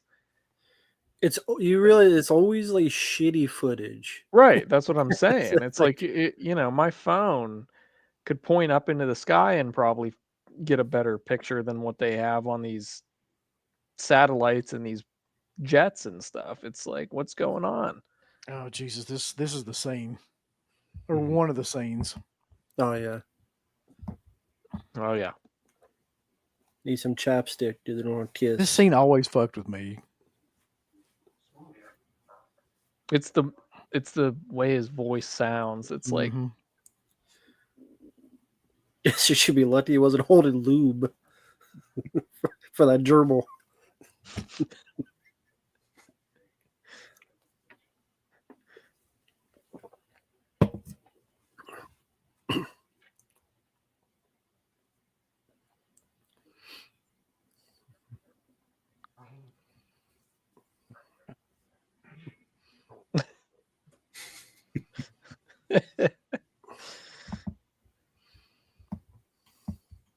yeah, the way his voice sounds, it's both supernatural and mechanical.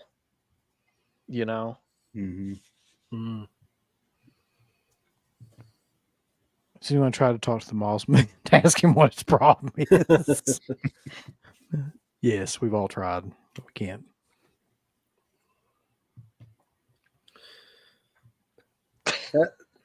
Yep. There it is. The chapstick, the classic. That's like the line. That's the whole line in the movie that always stuck with me all these years is the chapstick.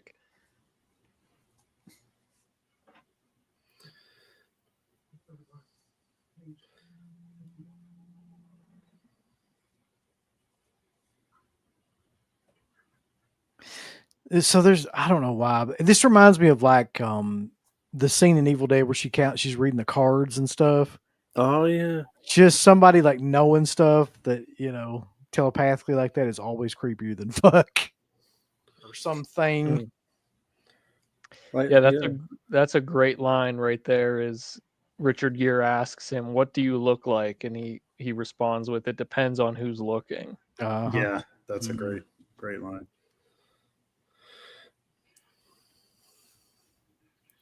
knows what you do, like Miss Cleo.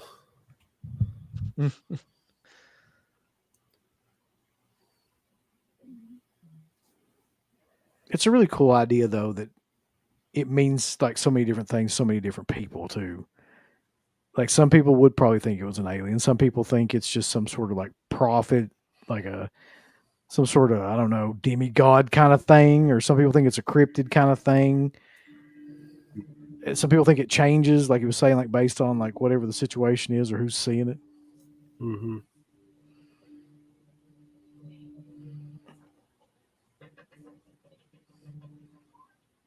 That was crazy. We don't even have phones with cords anymore. That's what Yeah. I was like. Yeah. Now it'd be all cell phone. You know what though, Mark? What's that? What if it's an angel? Could be. Think about it. Think about it. Touched by an angel. A Mothman angel.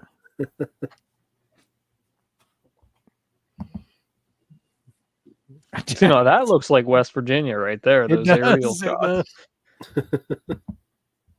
I like this comment. I doubt the Mothman is much of a people person. See, that's his problem. If you learn how to talk, you get his message across a lot quicker.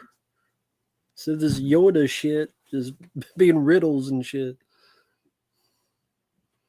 That's the problem with all these things. They can't speak. Just get it out there. Let people know what the hell you want. Now we're getting somewhere, Ryan Jacobson. We're getting into Mark territory now. One theory is that the government military is conducting some kind of experiment on the public, possibly some sort of psychological research as to show how people react to things. Ooh, like groupthink. Yeah, it's a possibility. Yeah, I hate to say it. I probably buy into that more. Sadly. Maybe they gave them all fucking acid. Maybe they put LSD in the air and they all had like a mass hallucinogenic experience. Because it was the 60s, right?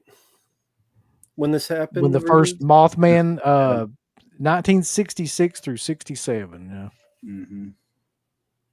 So back even in '66, I'm just trying to, like, in West Virginia, how was the community there? Were they kind of Not hippies, if that's what you mean. I guarantee you. No, I mean, let's go with that. But were they ostracized from the world? Oh, Were they like yeah. a Like type? isolated and everything? Yeah, Yeah. definitely. 100%. Yeah, this whole area, especially where that is and where I'm at, was definitely isolated. Yeah. So I'm wondering if it's something we thought of naturally, like we wouldn't bat an eye. If back then, if they saw something that was that off the cuff, would that maybe think it was more supernatural? I don't know where I'm getting at. Like, I just wonder, like, the mindset of people in the '60s is very different from people today. Like, they might have seen something that was so alien, where if us today we saw it, just some animal or some other thing. Mm. I don't know. Yeah, but the drawings and everything, you'd have to wonder, like, where did that come from? How did they get that vision of that particular, like, why moth? Right. They, You know? Batman. They love Batman.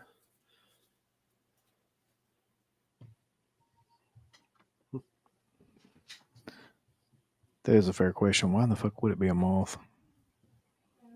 Maybe Yeah, why does moth it is just resemble what that? people kind of interpreted as after a while, like whatever kind of shape that it was.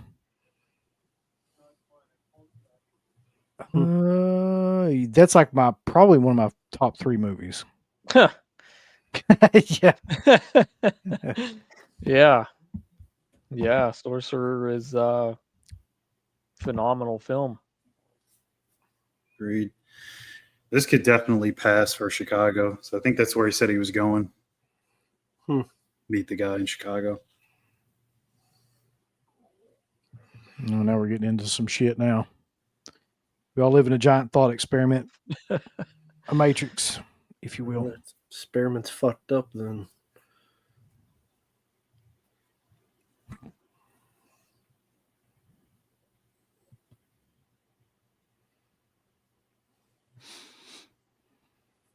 There's always one scene in movies like this where they have to go consult with like an expert at a library. You ever notice like that? Or someplace like that. Either that or on it like via computer, like talk like Yeah. Now it would be definitely like Mm-hmm. fear.com type of stuff. Right, Mark? Sure. How the hell does one person even become a parapsychologist, let alone make a living off of it? Great question. Maybe being like a professor or something like that, you know? Like But getting your degrees in science and then just sort of transitioning into a field of paranormal, basically, I guess. Do you have a degree in psychology to be a parapsychologist? I wonder. You have to have something, I would imagine. The fuck would you study? Like, I mean, you have no. I don't know. Like, what would be the course requirements for that? Like ghosts, demonology. I mean, like- yeah, demonology is a thing. Yeah. So maybe. that and philosophy, maybe, you know, something. Some of that isn't tied in with it too. I don't know about now, but I know that they did exist at one time. The machines that had like the newspaper articles in them like that. Oh yeah, yeah. That's not that far in the yeah. past. What is it? Microfiche? Is that what it's called? Isn't that Yeah, microfilm, Yeah. Yeah. Microfiche, Oh, yeah. yeah. I don't think they do it now. I don't remember seeing them. They do. I'm Yeah, I sure guess- there's libraries that still use it, you know, but now it would be all digital on a computer, you know. Be obsolete. if any of these movies have taught us something, it's that we need to go to the library more.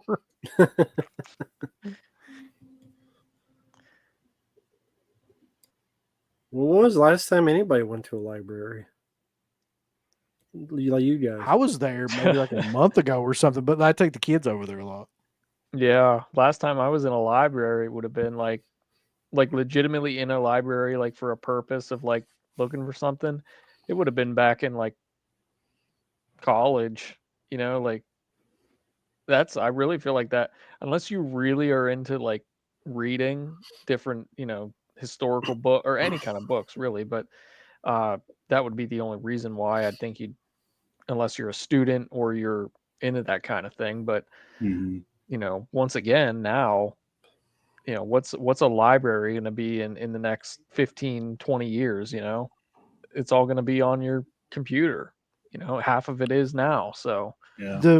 Here's the thing about libraries now is like I don't remember this being the case when I was a kid, but maybe it was. The majority of stuff that happens at a library now is like they have like Magic the Gathering get-togethers, and they have like stuff for kids, like they show movies and stuff like that, or have like things like board games. So it's yeah, more like a fucking comic book store or something now than it is a library. Like it's just about a bunch of different like events that happen and stuff.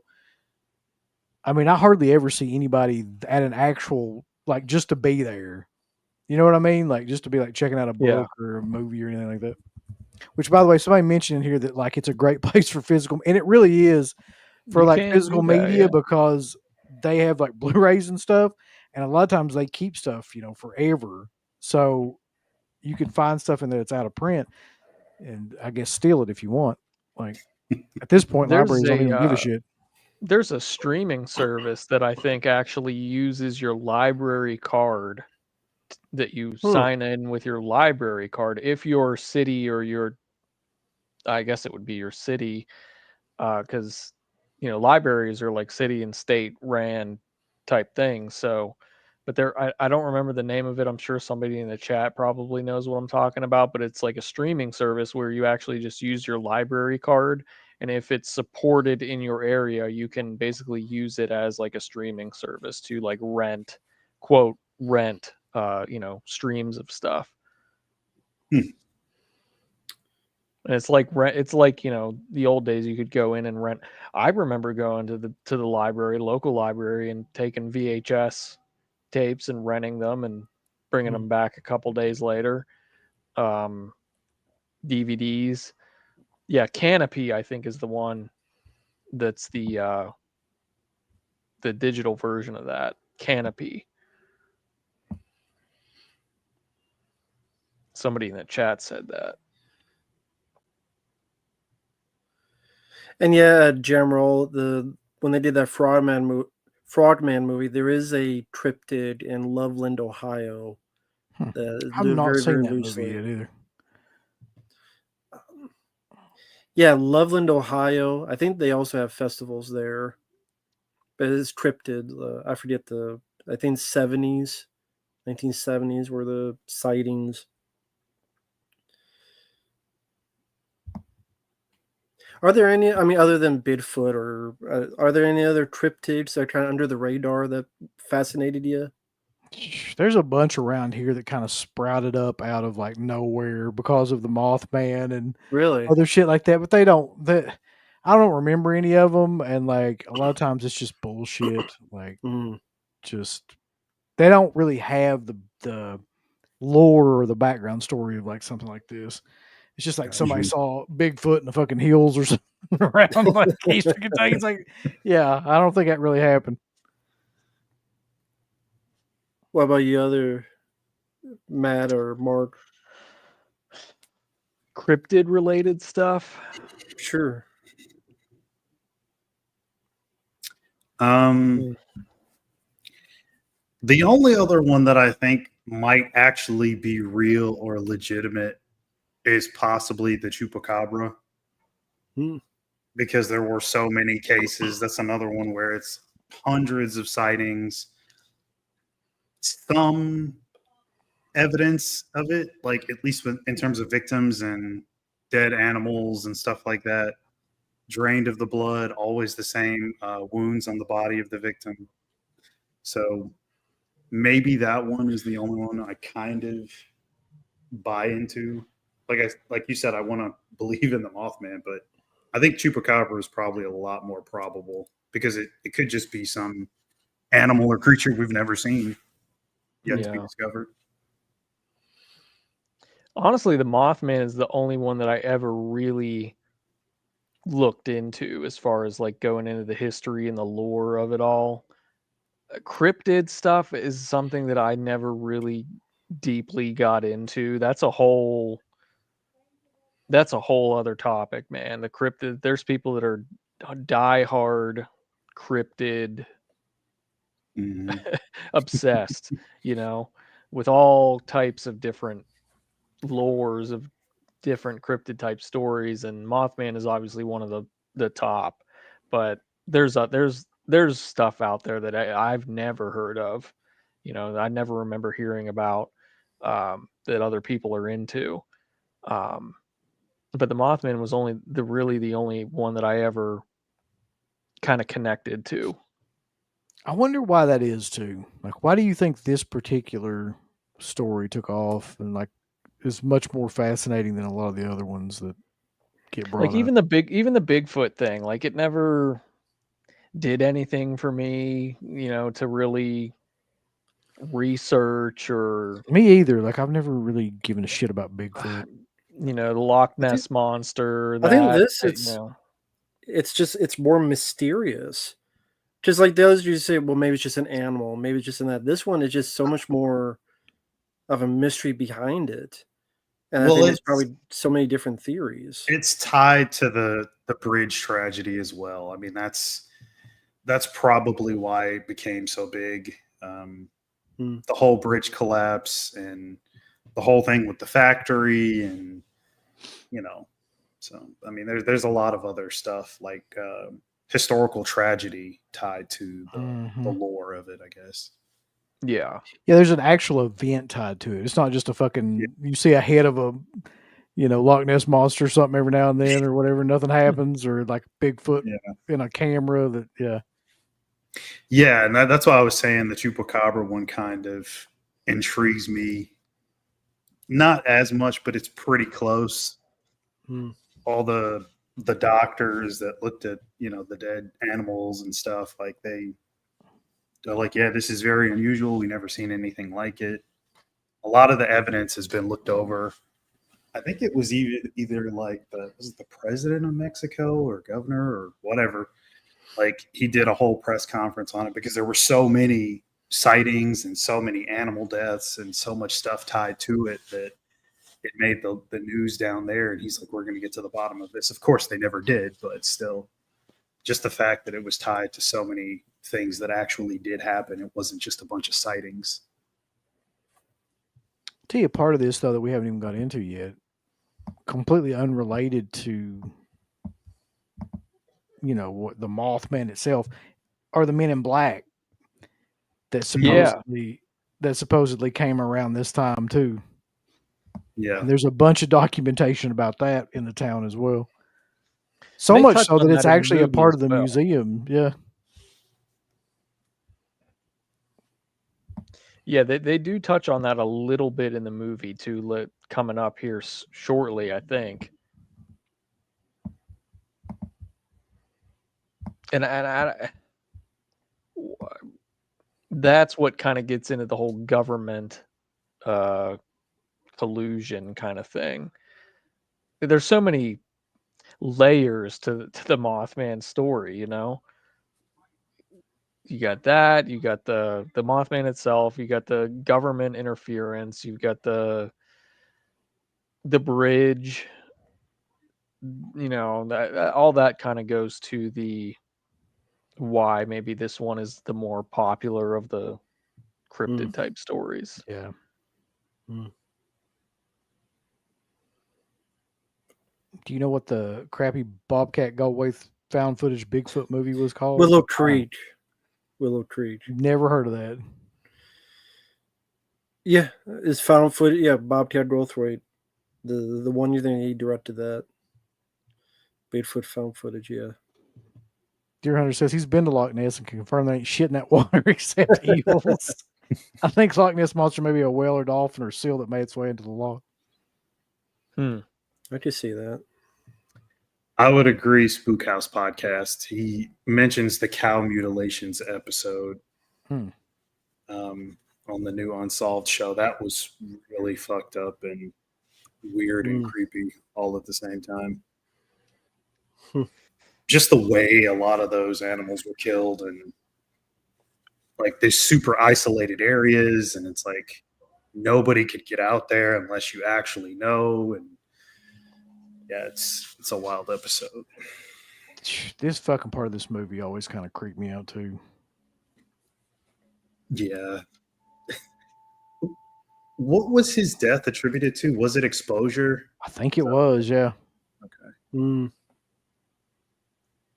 And the ending of this movie is great too, by the way. Well, I'll put it this way: it's not great, so to speak, but like the way they execute it is great. Yeah.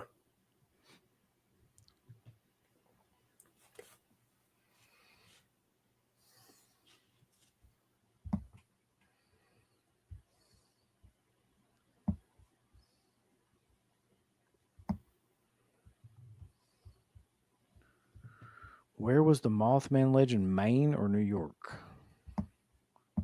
Oh, it was Virginia, right? Yeah, Point Pleasant, West Yeah. Virginia. But then it transferred to like a couple of different places. They were talking about that. Yeah, it's all over now. It's in a bunch of different places. Different not- countries too.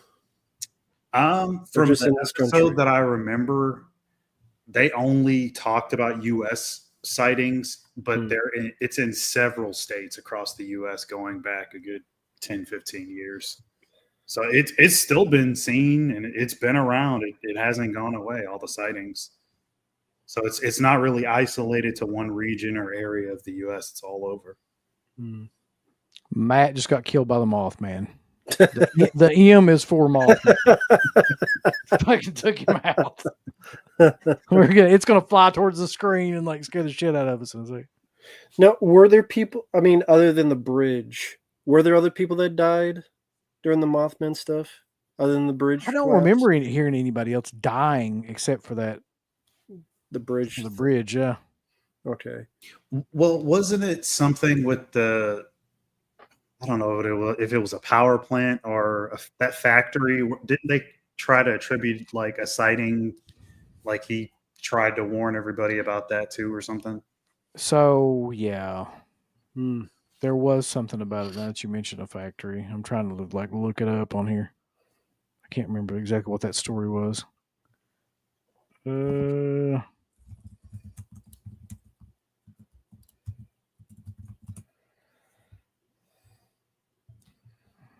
Fuck. Yeah, it was a former World War II munitions plant.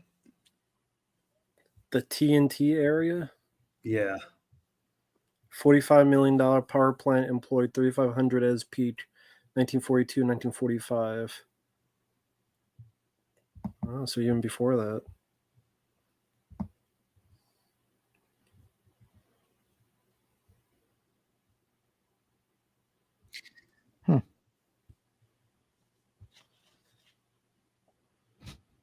The red eye effect.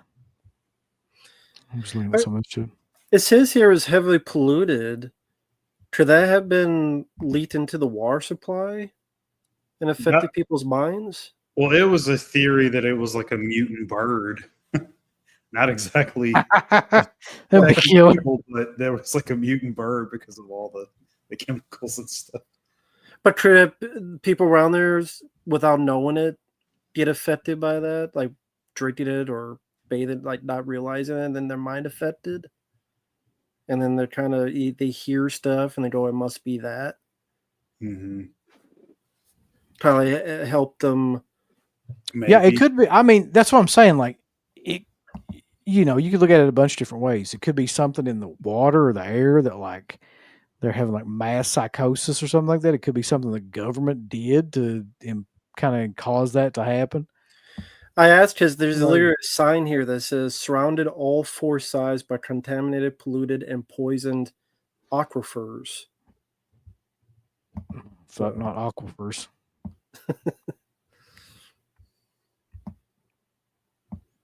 Well, Maggot Launcher says, yeah, we already got that, Matt. Like, yeah. Oh, Can't hear you, Matt. Yeah, you're muted somewhat. I think you got your... Sorry about that.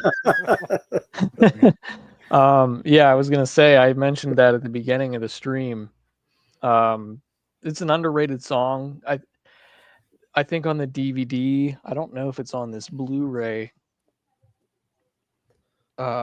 Doesn't look like it, but on the DVD back in the day, there was like a music video special feature for that song. And again, that's how I discovered that band Low was from this movie. They're like a rock. The genre that they kind of pioneered is called slowcore. So it's very like moody, slow, kind of rock, indie rock kind of vibe to it back in the 90s. And they've done a lot of great albums, a lot of experimental guitar stuff later in their career. It was a husband and wife. She did the drums and she did vocals as well, and then the husband did the vocals and guitar. And sadly, the wife, she passed away just a couple of years ago. They released like one final album, and I believe she had cancer and passed away. So that band is obviously no longer active. But yeah, I mean, if you are into that kind of music, definitely check out their albums. They've done a lot of cool stuff over the years. Their first album in particular is one of my favorites. I think it's called I Could Live in Hope. Mhm. And it's really great stuff. Really great stuff. I did not know that. Yeah, I didn't realize this DVD actually has info on what really the whole deal. It says here it begins in the early 1900s when an area outside Point Pleasant was designated the McClintock Wildlife Preserve, a bird sanctuary. As part of the World War II war effort, part of the preserve was ripped up and converted to a munitions dump. 100 cement and steel igloos were built to house wartime explosives. Later sold off to a variety of gunpowder, chemical, and biochemical companies.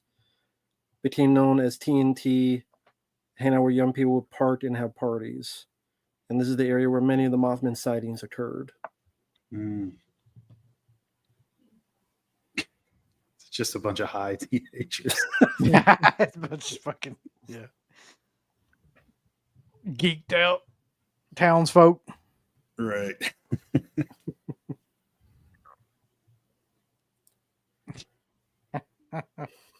As interesting, it says one woman, she said she saw something that looked like a giant butterfly. Well, I guess Mothman, similar. Mhm. Butterfly Man just doesn't have the same No, ring. butterfly effect, yeah. Is that the DVD that you have there? Yeah. Oh, okay. So that music video is probably listed on the back there, is it? Yes, music video. Yep, music video directed by Mark Pellington. DVD Yeah. exclusive highlight. Half-light, I mean. Right. Yeah, I remember that from back in the day. Watching that. That's the only feature on this. Is the music video and a trailer. Oh, wow. Yeah, I guess that's why I remembered it. So I was like, Yeah, oh, that's wow. the only feature. Yeah, great song too. I don't know if I think it may be used like at the end credits or towards the end of the movie. I don't remember exactly when in the film it's used. So wait a second, There's an article linked to this article about the Mothman that I was looking at that lists the cryptids of West Virginia. Are you ready for this shit? Okay. I can only imagine. Different West Virginia cryptids. Bat Boy, which is a small humanoid creature with bat-like wings around 4 feet tall in Greenbrier County. I've heard of that, actually. That The pussy. The Flatwoods Monster. The sheep. I'm not kidding. Sheep Squatch. God. A large, woolly, bipedal sheep-like creature with sharp horns, fangs, and clawed hands in Boone County. That's just the fucking whites. Yeah, That's one Boone of them County, white- yeah. The snarly yowl, the snallygaster, and Vegetable Man, which is a 7-foot tall humanoid creature covered in green foliage with like a vegetable head. Oh my god. Oh god, They even like not even like, oh, it's a carrot or a corn, just a vegetable. looks like them things from Veggie Tales. Yeah, Vegetable Man. What about That's just Scuzzle, Jesco. Scuzzle Butt? Guzzle butt. Yeah, What is a snallygaster? Was that well, let's see. It was Snallygaster. Yeah, from Scrabble, West Virginia. There's a place called Scrabble, West Virginia, by the way. what is a A snallygaster? Snallygaster is a dragon-like creature with massive wings, a sharp beak, and tentacles that's over 10 feet tall. Oh, tentacles. Yeah, tentacles, huh? Tentacles added on. Hentai. Oh God. Bat Boy, baby. Is Bat Boy the one that's like on the famous National Enquirer thing? Yeah. What? I Yeah. remember that, yeah. Oh my god, that would come from West Virginia. I wish I could see this stuff. I want to meet these things. Sheep squatch. What are the snallygasters? Yeah, octopus dragon.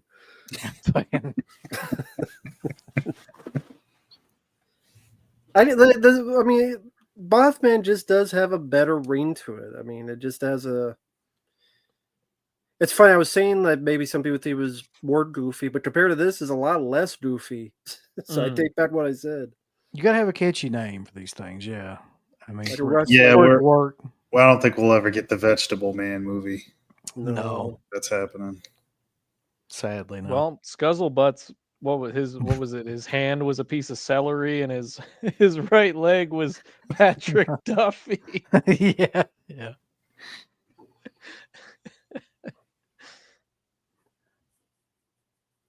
Did any of you ever use a tape recorder like back in the day? Like this, like actual tape recorder? Not like that, but I think my cousin had the Talk Boy from Home The Alone Talk 2. Boy. That's what I was Yeah. thinking. That thing was like insanely popular at one point. Yeah. I'm a little too young for that, but I remember somebody in my family, a cousin or somebody that was older than me, had like I remember holding the Talk Boy like when I was a lot younger. I was, probably Mhm. 8 years old, 7 years old. They still had the Talk Boy at the house, and what a contraption, man! Yeah. What we don't get, I don't know what kind of toys kids have like that anymore. The coolest thing I remember having was like a camera, and it looked like a VHS camera, but it obviously it didn't hold any tapes. But what you would do was you would connect this RCA thing to either your TV or your VCR. What I would do was I would connect it to the VCR. You'd plug it into the wall, connect the RCA inputs into the VCR, and then your camera connected to the receiver that you plugged into the VCR, and you could just basically film stuff and watch it on the TV. Or what I did was I would just record random shit on that camera and then record it onto record a VHS tape of whatever I would come up with the. So that was like the coolest thing I remember having as a kid. I do remember having one of those big shoulder fucking style VHS recorders. Mm. And My was dad still probably the has one. My dad still coolest has thing back then. I guarantee you it's over at the house right now. My dad's got this camera, and like that's what they filmed all of our family home videos on as a kid. But it's not a full VHS tape that goes in. It's one of those mini tapes. It's still on, like, I don't know what kind of, I don't know, what is it called, like mini VHS or something. I had that. They're small tapes. Yeah, I they had can that, fit in yeah. the palm of your hand. We Yep. still got all those tapes and that camera over at the house. Is that the one where like, you have the little one, but then you put in an actual VHS tape? Yep. Yep. Yep, I had that. Oh fuck, I remember those. Yeah, Yep. I had one You of put those it too. in Now that I the- think about it, I forgot all about that. You put a battery in the big VHS tape, so it would actually like pull the film out, and then you'd put it in a VCR, and it would play on the TV. Yep. It's crazy Oh. how things have changed that quickly. Now it just seems so antiquated. Well, it Mhm. is. Yeah, now.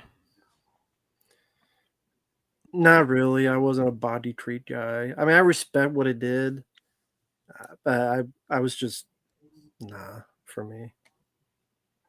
Not really. I've never really liked those movies that much. Yeah, I'm good on that. Don't need to see any more Boggy Creek. Have you ever tried to catch EVPs? You seem like you have. No. Not sure what that means, but yeah. The electronic voice phenomena.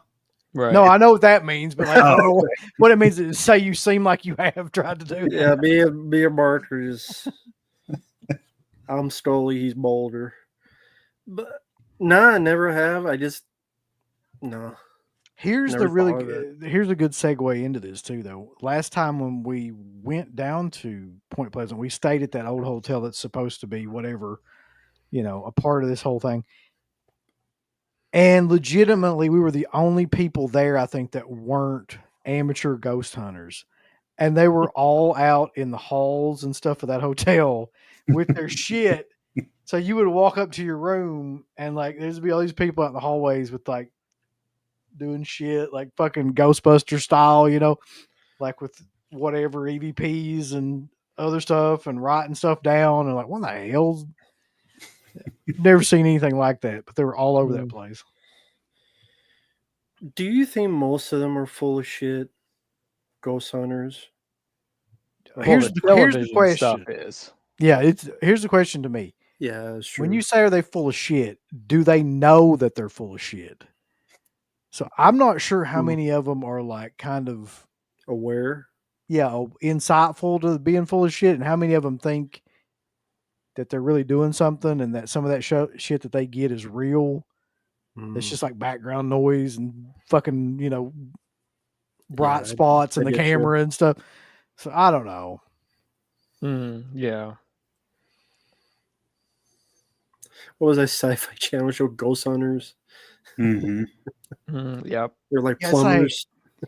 It's like for as many different ghost shows as they've done, they should have captured one fucking ghost that's actually legitimate, like thousands of hours of footage.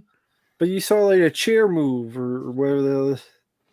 They caught one on that one documentary. It was from like 2008. I can't remember the name, but you guys could probably look it up. I'll try to find it and see if I can show it to you.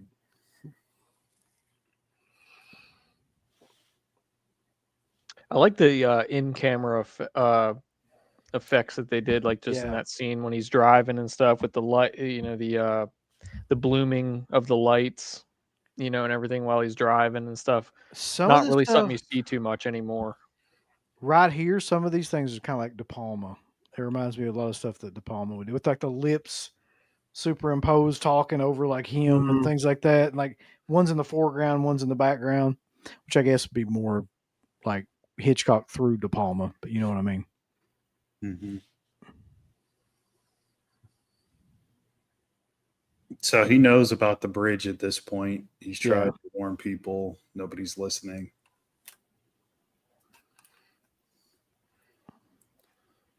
Oh, and then the thing with his wife happened as well. Which, I mean, I don't really know why that scene took place. I mean, I like it, but it's just kind of makes you wonder, like, is it just toying with him in a way? Is it trying to keep him around? Because previously in the scene before that, he throws all the stuff away, all the casework and all the shit he's collected since he's been there. He threw it all in the dumpster. He's like about to book. I guess that was the whole hook. Like he was supposed to stay because he's the one who knows what's going to happen. So he's going to warn them.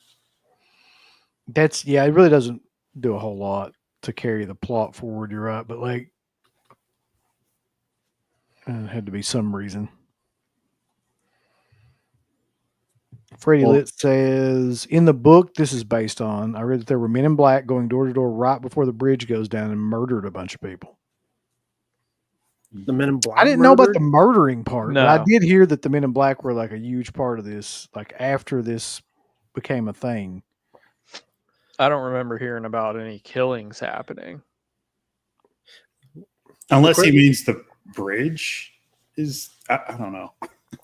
Yeah, I never That'd heard. be the question. Why would they murder? Oh, but is he saying like right before the bridge goes down and murdered a bunch of people, like in that? Yeah, I think. That might be it. Okay. Yeah, What would be their goal in murdering people? Like to keep quiet? Or Well, they wouldn't, I guess. Like, I mean, men in black don't really murder people as much as they make them disappear, I guess. Let's disappear like another murder. Into the nether realm. Well, we don't know, Rima. We don't know what happens to them. Like, if they go to another dimension. So like Jimmy Hoffa, It's hard just to say. disappear. That dude, yeah. If anybody was ever full of shit, it was that guy. I hate that guy. I've never heard of him. I saw that interview where, so it was a guy that they had on the show in one of the early seasons. Well, I guess when it was super popular, and the guy was like, "No, Zach told me to throw this thing and make it seem like the ghost snatched it out of my hand." And Zach's like, "That's bullshit. I never said that." There's this whole big deal about it, and there was going to be a lawsuit over it, but I think the whole thing got thrown out.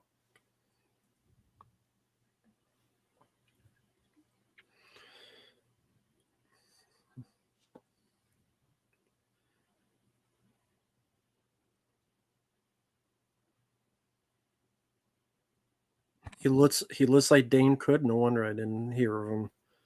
Because I don't like Dane Cood. Well, Zach That guy- Bagans is the guy from Ghost Hunters, and I think Ghost Adventures. Ghost Adventures. Get them right. Can't mix up Ghost Goddamn. Hunters and Ghost Adventures.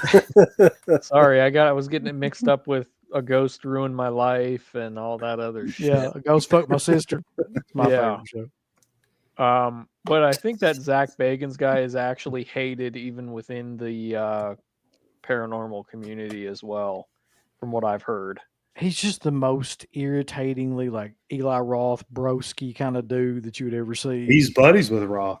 Of course he is. They work together on some stuff, so 100%.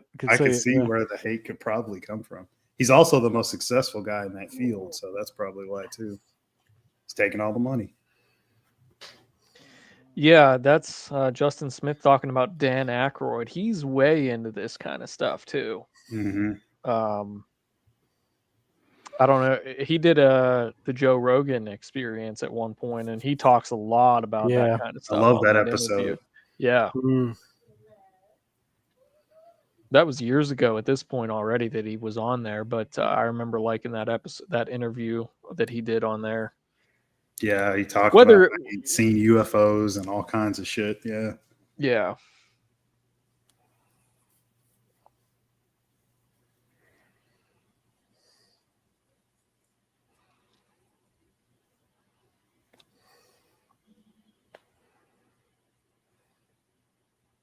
There's the classic. He destroys the phone, but it's still ringing. Yeah. Yeah. Yeah.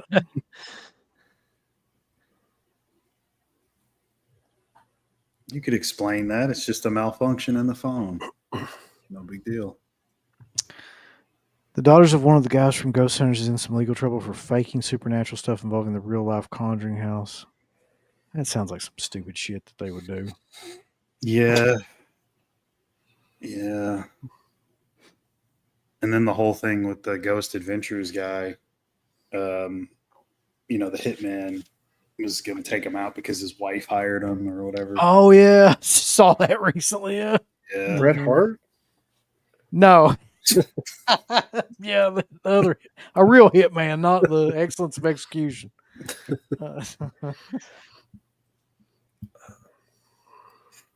Ironically, I think he was a cameraman in WWE at one point.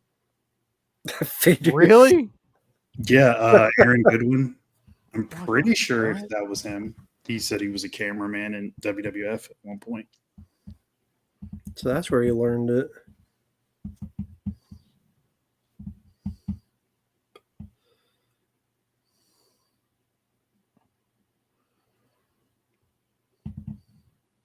Yeah.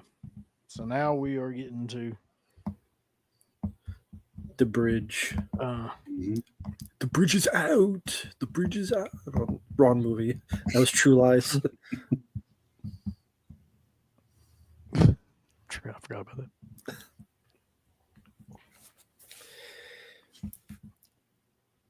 Have anyone ever been in, I mean, obviously not a part of it, hopefully, but near the vicinity? I know you, Uncle Bill, you talked about the tornado that was like almost across the street that wiped. What about you, Mark or Matt? Like, or even you, like any other iffy situations? Disaster. Yeah, does that they're like nearby? That you're like, oh, that was a close call, or too close for comfort, or something. Mm-mm. No. Not a tornado or any kind of natural disaster. I don't think so. I mean, we've had like some crazy snowstorms back in the day, but nothing that would be noteworthy. I mean, I know you've had that flooding recently down in your area, so that maybe that could be kind of, but that, nothing like this, in the movie.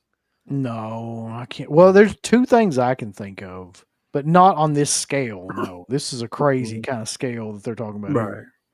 So the first one was I was right next to a car that got like completely destroyed and T-boned. Like I was driving on the highway, like I'm in the right lane, this car's in the left lane. Guy comes from across the other side of the road straight into that car and like T-bones him on the highway, probably going 60 miles an hour. He's like, I don't know what the fuck he was doing. He's in like a work truck, one of those big white, like, like you see electric company drivers have and stuff. Yeah. Goes all the way across the highway, almost straight, and doesn't stop. And this car's in the left lane, hits it, and it throws it backwards, like past me, behind me. But like I saw the whole thing, like right out of the corner of my eye, and then it just kind of threw the car behind me. So that's about as close as I've gotten to something like that. And then the other thing was like when I was a kid, like right out here in front of this house, like there was a huge fire that broke out down here, and like it burnt the whole like railroad and everything up, like all the stuff that was over in the railroad at that time. Started a huge like brush fire or something, and it got up pretty close to the house. So that was like some sort of weird freak accident inferno. You got the red lights on top of the bridge yet again with the red lights. Mm-hmm. Yeah. I just always thought the way they did this scene was really good too. Mm-hmm. There's like the camera angle shift multiple different kind of ways. So you see the point of view of like what would be the Mothman. You see the point of view of the people. You see like what's happening with the bridge. It's edited really well too. Mm-hmm. I'll tell you, some of these people are a bit slow getting out of their car. I'd be like the Flash. I'd be like, Fuck this. fuck the car. Can't drive if you're dead. Fuck the car. Periodically you hear about shit like this happening too, and it's always terrifying. Yeah. Like you see like photos of bridges that collapse like this. Yeah, there's people that have legitimate phobias of driving over any bridge.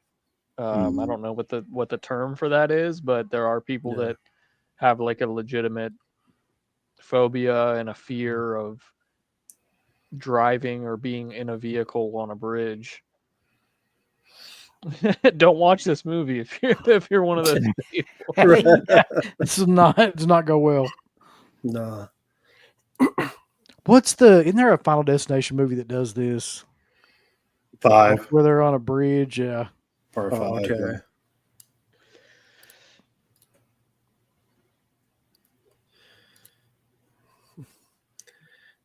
Yeah. Where is Wilder, Kentucky?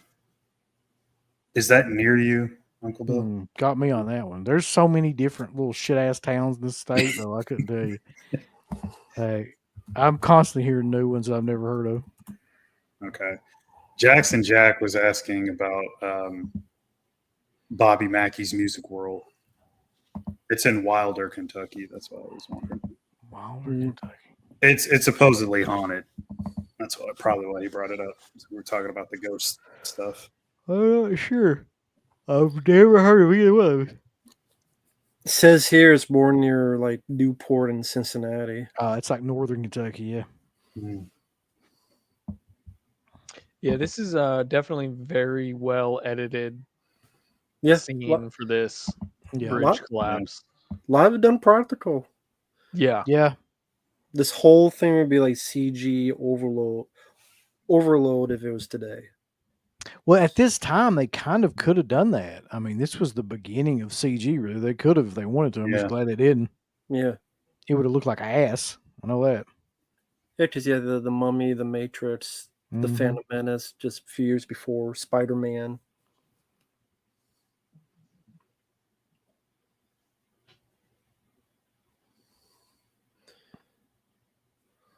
There's just always something more satisfying about doing practically. Yeah,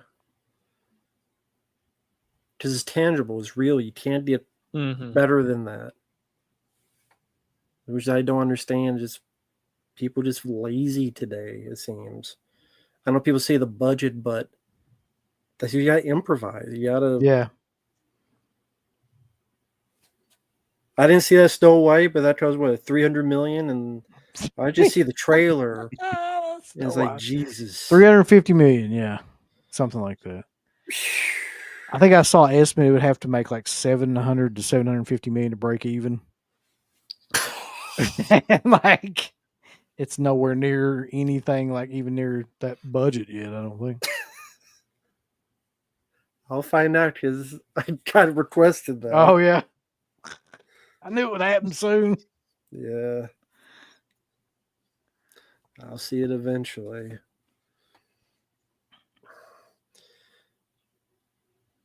Thankfully, I never had anything to do with a bridge. Probably the closest for me was car accident I was in when I was in middle school. Car flipped over, so it was like here, but then by the time it was over, the car was like in the ditch here, facing to the road. And I think one of these eyeballs was cut. Mm.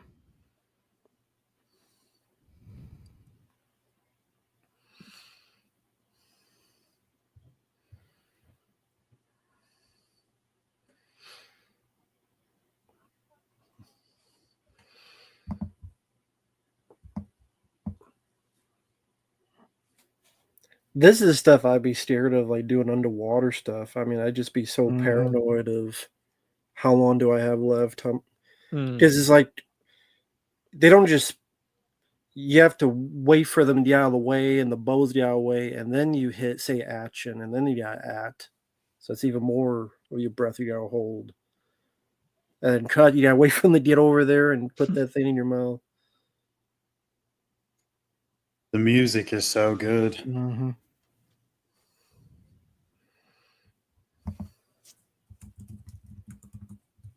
Yeah, somebody was talking about how shitty early like 2000 CG is, but I think I've only seen like, I mean, if you take out the red flashing eyes that come towards the camera, or whatever, maybe like one or two instances of using that's CG.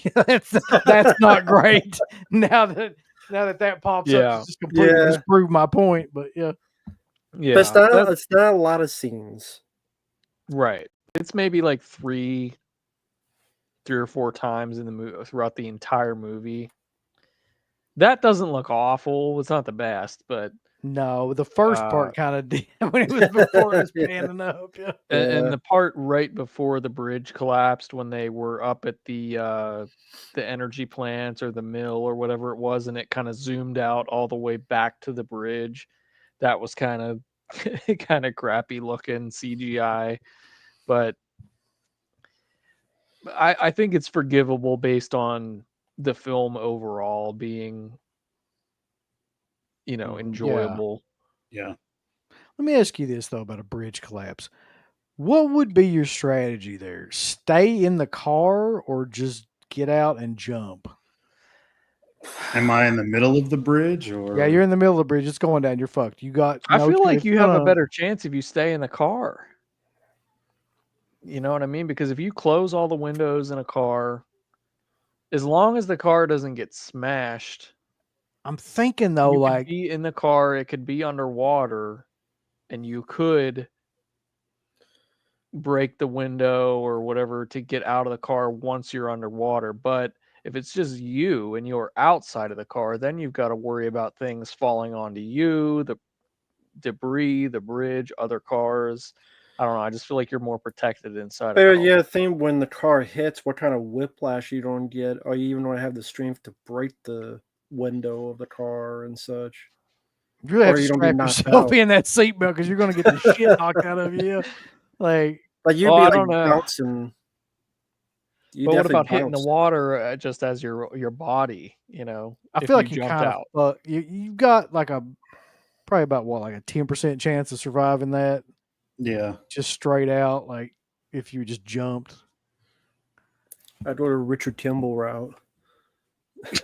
The Peter Pan dive. He did a Peter Pan right off the floor. Exactly. Do a cannonball. Just say fuck it. Do a flip.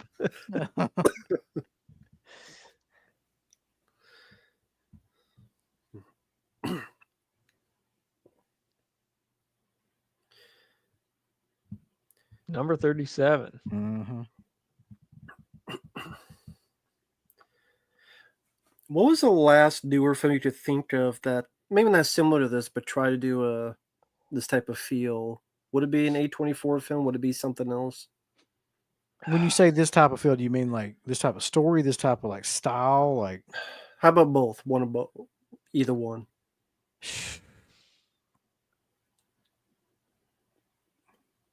I don't know. that's the thing though. There's not really many modern day like cryptid kind of Right. movies that I could even think of, like to point to and be like, Yeah. I mean, that'd be nice to see, to have a bit of a variety, Mhm. but I guess they feels that it wouldn't be successful, I guess. there's parts of this movie that remind me of stuff that was being done in the 2000s, like in House on Haunted Hill remake with some of the camera Mm. work and stuff like that. And like, Right. what's another good example of that? Some of it's kind of Lynchian too. Mm. Here's that song. It's like a remixed version of it. I was going to ask you, is this it? Yeah, this is like a remixed version of it, Okay. or at least, yeah. This is the end credits. Here is like the actual song. Yeah. Mm.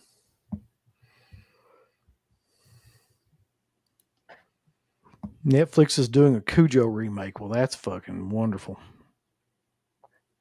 They are. I'm sure that'll be outstanding.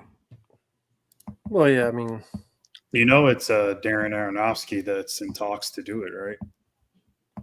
No, I didn't course. know that. But what It's the weird. what kind of weird shit is that? I don't know. well, what other jobs is he getting? And I'm sure he will say that he tries to do something original and either it won't get funded or Mm-hmm. they feel they want something that they think will sell. And a familiar name will sell more than trying to be original. I guess that's true. Like, do you have a gimmick, or do you have a name, or do you have a novelty, or do you have a nostalgia to sell to us?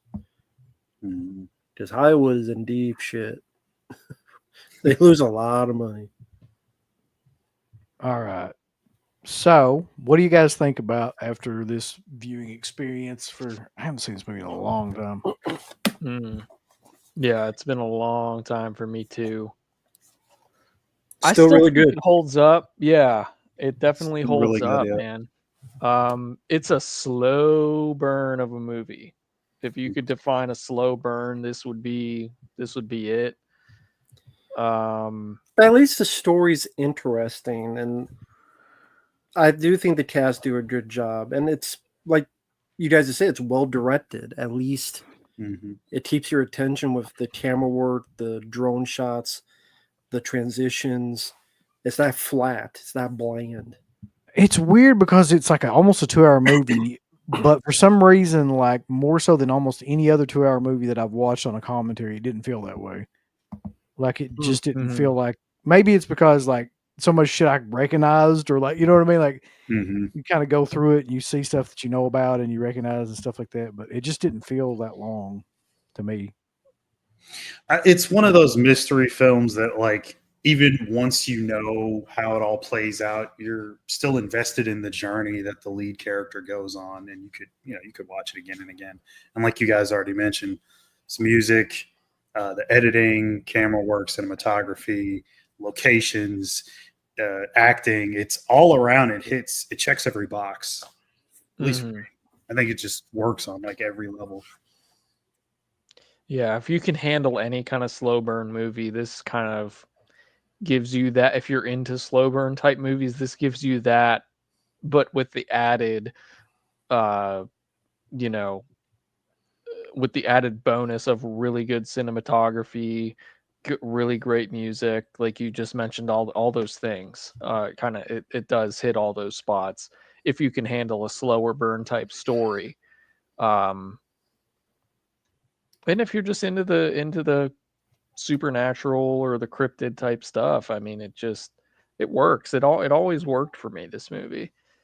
I think it's one of those ones that always will hold up. You know, it's never really going to feel like this didn't age well. Yeah, a lot of people have said this. I completely agree. It has the atmosphere of an X-Files episode. So if that's what you want, It does. like that's what you're kind of getting here. It's a better X-Files movie than I want to believe. All right, so let's do. You want to do the Megan 2.0 trailer? I haven't forgotten. Oh, Yeah, let's do it. All right, I've already pulled it up on here, so I'm not going to put it on here because Right. every time I ever do that, we get fucked. Exactly. Well, So if we want to let sync me, this, we can. yeah, let me look it up here. let's see. Gotta do it. Gotta. Puffins don't want me to watch it. She's like, don't do it. She's like, it's not worth it. Make sure you got your ad blocker on so we don't get interrupted by ads. I do. So, what channel are we watching this on? I'm watching it on the Universal Pictures official trailer. Universal Megan 2.0 official trailer, 2 Yep. minutes 49 seconds, right? God damn, that's a long ass trailer. Yep. They do show a lot of the movie in the trailer. Yep. Pretty much the whole fucking thing.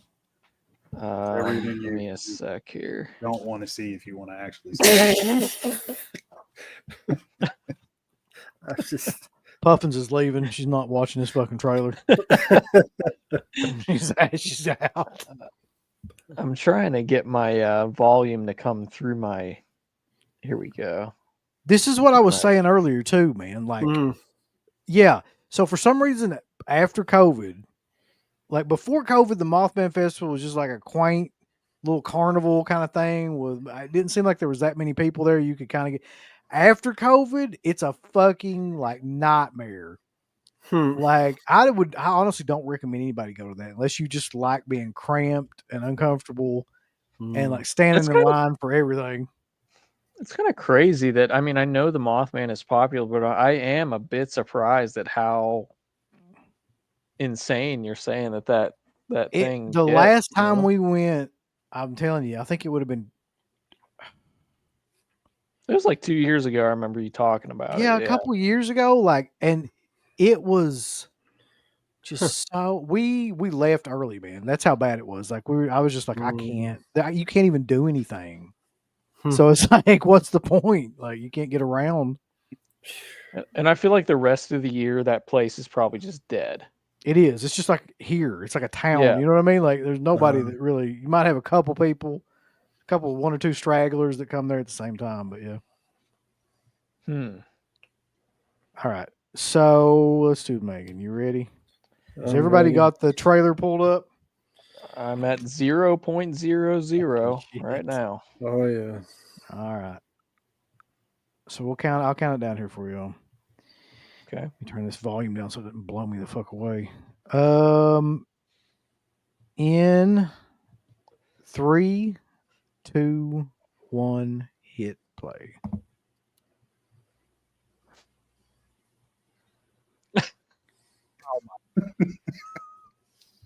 Music. Song.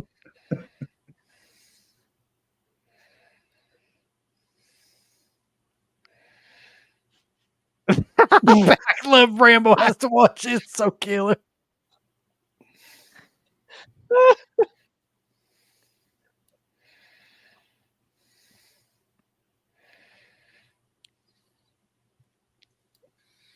What the fuck is going on?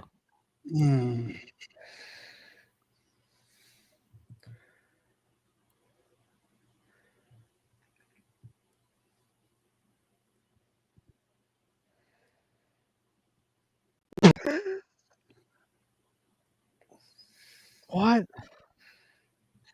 Yeah.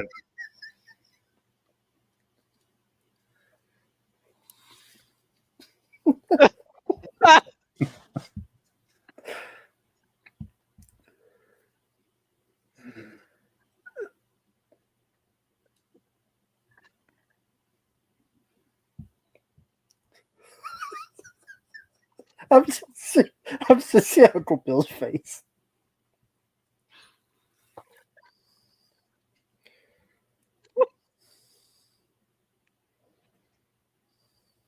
Huh? What the fuck is going?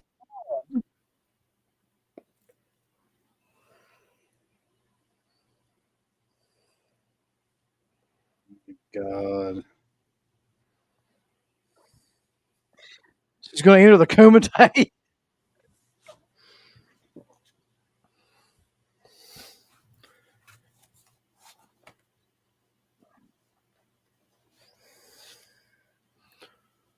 You have got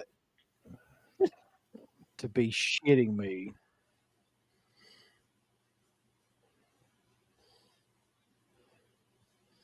Looks like fucking Tron.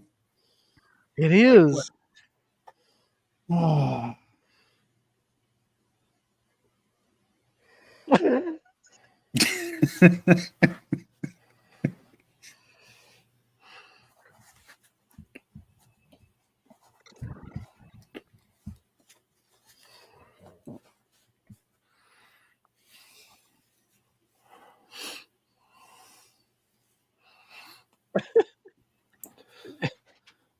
Hold on to your vaginas. So Is That's this what the she said. aliens of the when Megan is film? when's he on the road of this? I must know. What are they going for with this? They're really Terminator 2. Yeah, Yeah. that's what I was thinking. Like she's Villain turning became the face. good guy. Yeah, she turns face in this to take on the new like bad. The humor from the first, the dancing, they upped up the Ah. camp factor, they upped up the comedy, the humor. They really like. They really Oh. couldn't have fucked it up anymore, could they? I mean, have Nah. not. I've never even seen the first one yet. So I'm just so curious because you are a fan of the first. I am. What are your thoughts on this? It looks direction? about as it looks much worse than I thought it was going to look. Like for several reasons. Like the whole thing with putting it in like a Teletubby is stupid. The design is stupid. The humor in it is way too like overboard and fucking just ridiculous. I don't know, like was that Elizabeth Olsen? Who the fuck was the other robot? All I know is that she's flying around in a wingsuit. Like a flying squirrel, yeah. Like That didn't sell you on it, UB? no, I mean that they pretty much couldn't have done anything to like make me less interested in that movie than that trailer. Like That's pretty bad. That's like one of the worst trailers I've seen. And that's saying a lot because I just saw the Toxic Avenger trailer. Mm. Oh God, that was terrible as well. I have no interest in seeing Megan 2.0, boss. I'll tell you that. And like I said, I haven't even seen the first one yet. So Hey, I Well, put look, those. man. Hey, I put this on the Discord, and Wes said it's going to be a great movie.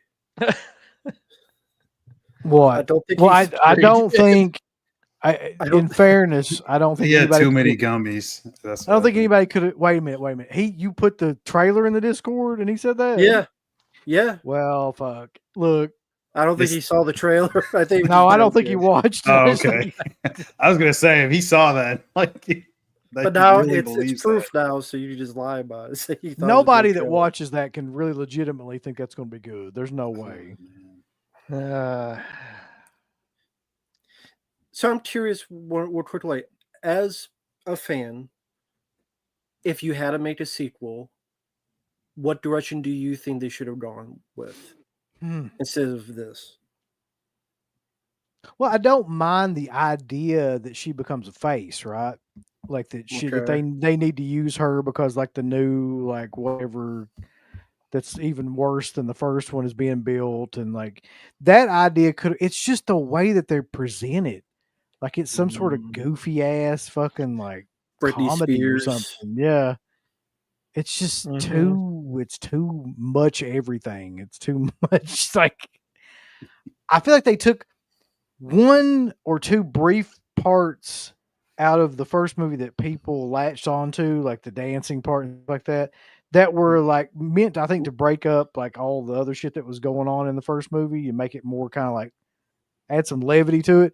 Right. They took those parts and then made that the whole fucking movie is what it looks like to me. Just everything's goofy and ridiculous and just kind of like campy and stupid. They thought that's what people liked the most about the first one. So they said, we're going to do much more of this.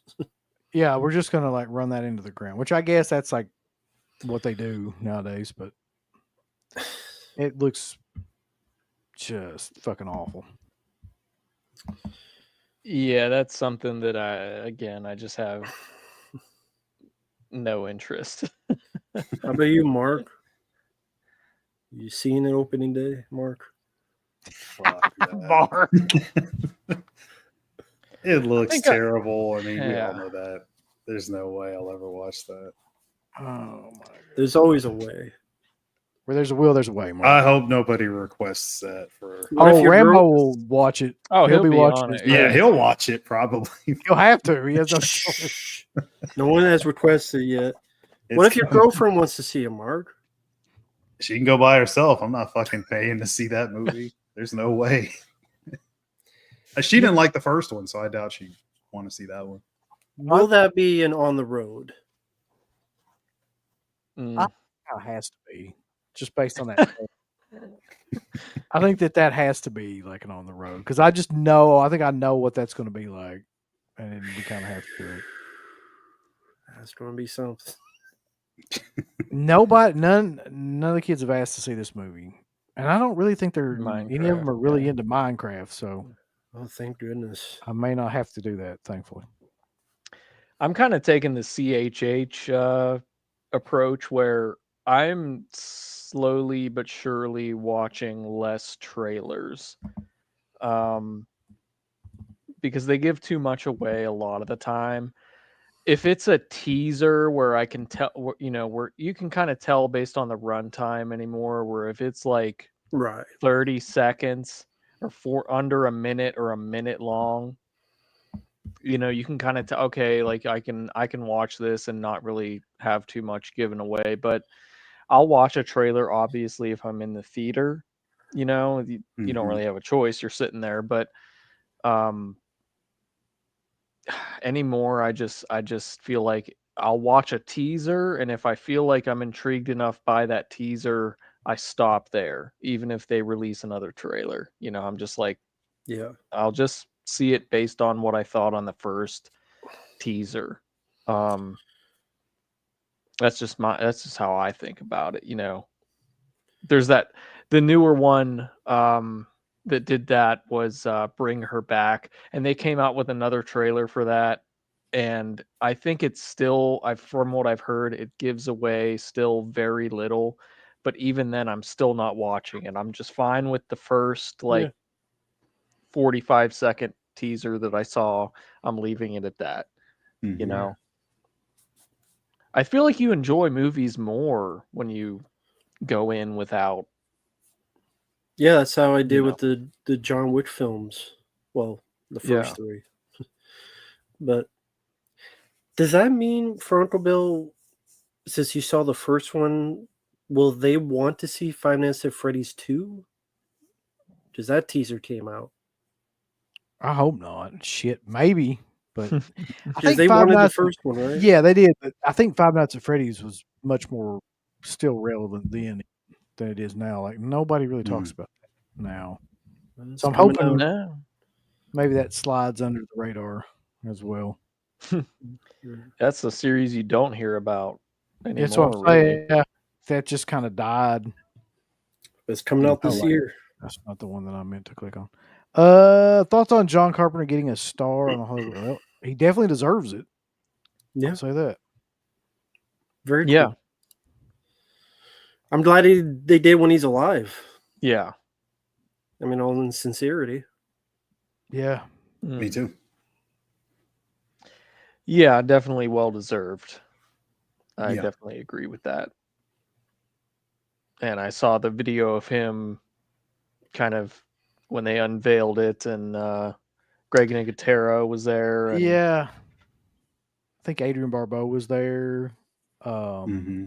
Kurt Russell, Or Russell, yeah. Corrupt Keith David, Keith David, yeah. or whichever one of them it is. Keith David. He was sitting in a chair for that? I wanted to ask y'all about that. Was he just doing that so that like they could take pictures of it, or was he legitimately couldn't stand? I couldn't figure that part out. Probably for the pictures, I would say. I saw him Yeah. somewhere else like a couple weeks ago, and he was walking fine. So I don't think it's anything. yeah, probably the health-wise. pictures. They have to pay $50,000 for that. Yeah, I always heard they had to pay for them. They make the person pay for that? Yeah, you have to pay. Yeah, I've always heard that. This is great if it's true. John Carpenter's acceptance speech was awesome. He literally said, "Now people and dogs can pee on me forever. Let's eat lunch," which totally sounds like something he would say. Mhm. No, it's not. Hell no. People were mentioning Naked Gun in the chat earlier. You guys give a shit about that? I know I don't. No. Just curious what you guys think. I I saw the fans of the- poster. Mm-hmm. I could give a shit less. You didn't watch the trailer? I thought the OJ joke was funny. Yeah, That's it. yeah. Yeah, it. but see, that's the problem. One joke out of the whole trailer, I was like, Well, it's really Man. like 2 scenes. but the whole thing, I mean, it's Yeah, I kind get of like what it's you mean. it's low hanging fruit. It's like it just Yeah. there's nothing. No, just it doesn't need to happen. Yeah, I'm good. Yeah. Like, what are they gonna do? For one thing, like, what the fuck can they do in a comedy anymore? Like, you're not gonna have anything in there that's remotely like edgy or can do any kind of. Well, that's what I'm really hoping for with the scary movie that's coming out. I may be naive, but I'm really, if any movie can bring back that sort of the non-PC style type of humor, it should be that one. The raunch com. Yeah. Yeah.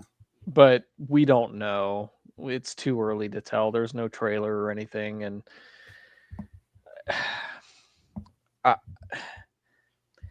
I feel like that Naked Gun is like the first comedy in a while, though, that's really kind of getting a buzz now, because not only because it's the Naked Gun, but you just don't really see comedy anymore.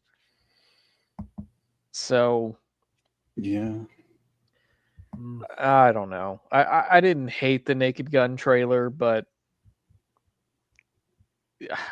it looked funnier than the Billy Madison or the Happy Gilmore 2 trailer. Have you Yeah. seen that? Yeah, I I have, think the unfortunately. least we talk about that, the better. That was Jesus Christ, man. Yeah. I'm saying as a fan of the first Happy Gilmore, I love Happy Gilmore. But that trailer just was like, oh man. What the I think fuck? Adam Sandler's needed to stop for a long time now, though. To be honest, like he just won't. He won't give it up. What's At the least- last comedy that he did that you guys liked? Fuck, man, Can't- couldn't. I can't think of any comedy that he did like the last 20 years. Like seriously, like That the only positive I can say is at least it's on Netflix. So you don't have to go to the theater and spend the money and go out, and you could just stream it on Netflix. I think the last one I remember watching was that Hubie Halloween. That was the last All one that right. I remember that.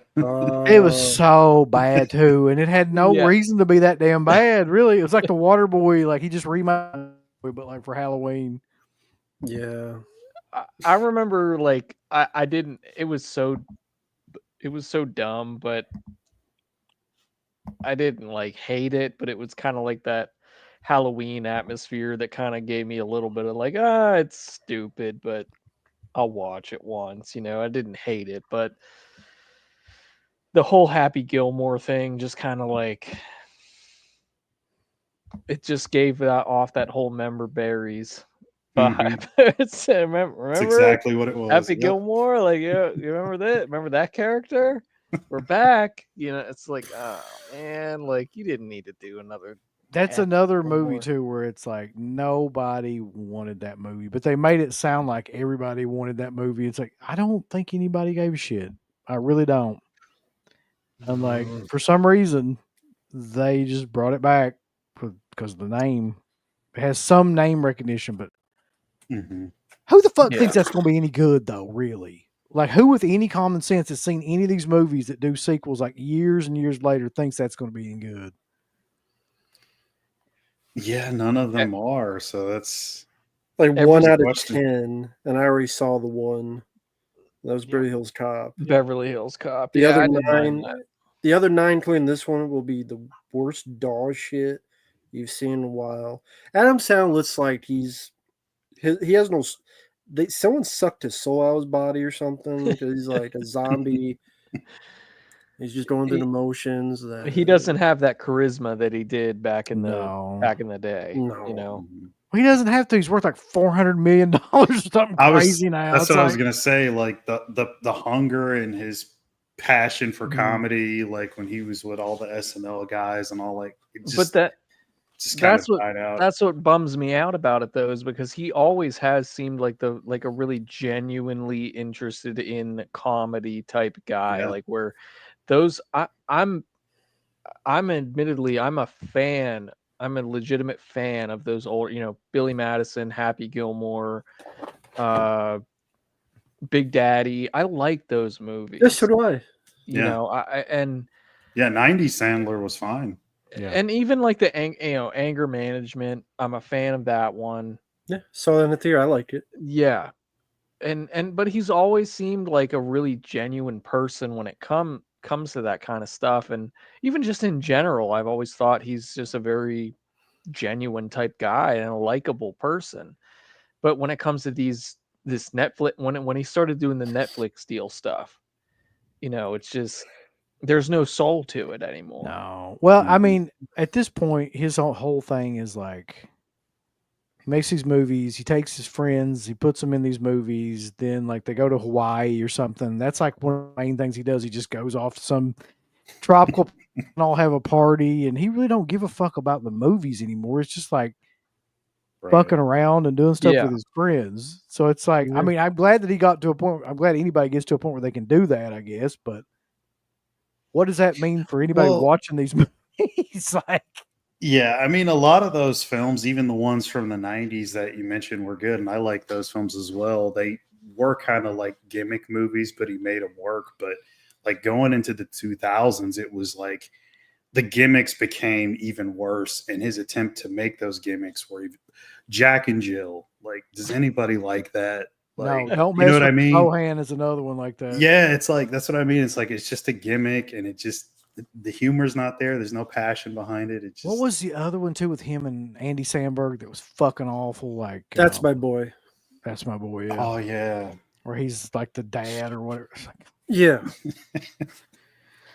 like, No soul. Right. No soul. Yeah, it's a bummer. anyway, Mm. it's almost 3 hours into this shit. I'm gonna call it a night. No problem. I hope everybody enjoyed the Mothman Prophecies commentary, and I hope everybody enjoyed the show. What have we got coming up? We got I do know this. We got the Scream Factory season 8 show coming up. We were double booked. Did Wes fix that? Was there 2 shows on one day? Yeah, I can't so the remember. WrestleMania show we were gonna do is on the 10th, and then he put the Screen Factory show on the 10th as well. Same time, both at 9:00.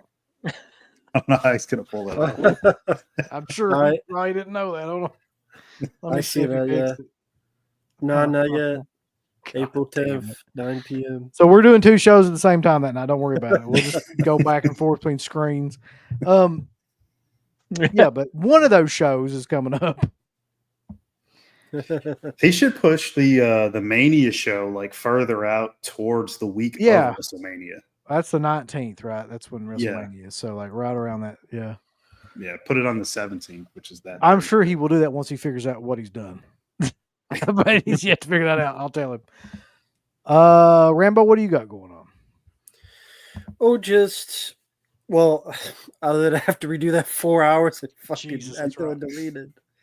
I have a lot of requests coming up thanks to people out there.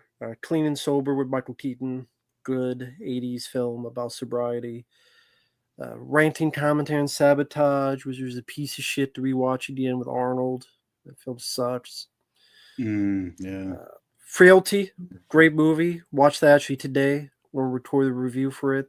Still holds up. Rest in peace, Bill Paxton. Still wonderful film. And a lot more to come, thanks to people out there. So, how about you guys? I got Awesome. jack shit. Fucking Matt. Maybe we'll still do that commentary if you're free, Matt. For Sunday? Yeah. I know you got like a 4-hour thing to do, and I'm sure you got a ton of other stuff. So, I mean, we could push it back. It's up to you, whatever you want to do. Well, Mark wanted me and him to do a commentary on the first Power because that's the anniversary of the film. Mm-hmm. Love it. I don't know. I mean, Uncle Bill's like you guys. Do you like First Power Phantasm? Yeah, I love it. Yeah, I met Lou Diamond Phillips at Steel City Con last year and had him sign. I printed out an 8x10 from the First Power to have him sign. Yeah. Nice. I was wondering, like, maybe one day, like, the 4 of us could do it, but I know Uncle Bill's, like, really busy with shit, so. But As long as it's not on a Sunday, a Monday, or a Tuesday. Okay. Any other day works. Maybe not. Maybe one day on Friday Night Lights we'll do First Power. I mean, Friday Night Lives. Fucking Friday Night Lights. football. Friday Night Lights. Fuck. Maybe one day. Maybe if people like it, maybe one day we'll do a commentary on First Power. Maybe. Yeah. Yeah. Next commentary on this, maybe. Yeah. It doesn't have to be on that Sunday. This Sunday is the anniversary of when it came out to the day. So that's why I was planning for it on that day. Yeah. But hey, if you guys are joining in, that'd be great. Either one, it's fine with me. I don't care. I'd love to have you guys on. I forgot, Matt, that you are a big fan of it as well. Yeah. Yep. I like the First Power a lot. Super underrated. So I would definitely be down to do that. I actually thought, like, this is the first time you've done a commentary as a Friday Night Lives. And I think, occasionally at least, it's definitely a good idea. It kind of switches things up a little bit. Yeah. But I would It was a I lot would of love fun. to It be. was fast. It went fast. Yeah. Yeah. But yeah, I definitely would 100% be down to do a commentary, especially for that one, because I'm a big fan of that. So yeah, just let me know. Yeah, we gotta represent LDP Oh for yeah, their life. Fucking Lou Diamondfield. yeah. All right. So, yeah, figure that out, Mark. Figure out a I'll- time and date. You're the booker. You're supposed to book the I'll shit. book it. So, yeah, I guess there's only one thing left to do, and that is just to say, never forget that everybody dies, but Friday night lives. See y'all. I want all these people to click everything they're supposed to click. You haven't been liking them, you haven't been subscribing to them, you haven't clicked the bell or notification or anything like that. Folks, why don't you click the like button? Do you hate us? Do you not want to see us succeed? Why don't you click the heart button? Is this something that you have against our particular show? Why don't you subscribe? You should click on one of them buttons right now if you want us to continue to bring greatness into your life. There's all kinds of wonderful shirts over at shop.deadpit.com. Simply the best horror shirts. On TeePublic, there are others, but they all suck. You can get some Dead Pit radio shirts. You can get Last South on the Left. The Hills Have Eyes. Texas Chainsaw. Oh, wait, you can't say Texas Chainsaw. All kinds of shirts, folks.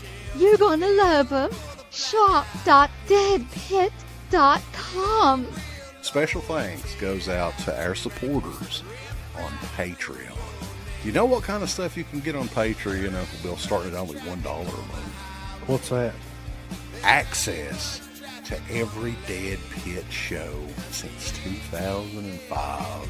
We got almost 200 fan commentaries that we've done over the decade. Here's what other fucking Patreons do. They're like, hey, give us money and then we'll let you see a video early that we're going to release like a fucking week from now, and then that's all we're going to give you. Meanwhile, we have a literal jukebox full of songs, thousands of reviews. I don't even know how many shows are up on there now that we've done over the years. Hundreds of thousands. You need to figure this out now and subscribe to us on Patreon and YouTube and Instagram. And help us to 1 million. The road to 1 million subscribers starts today. So Dead Pit on Patreon.com. Join today. Tiers start at only $1, but I'd recommend at least the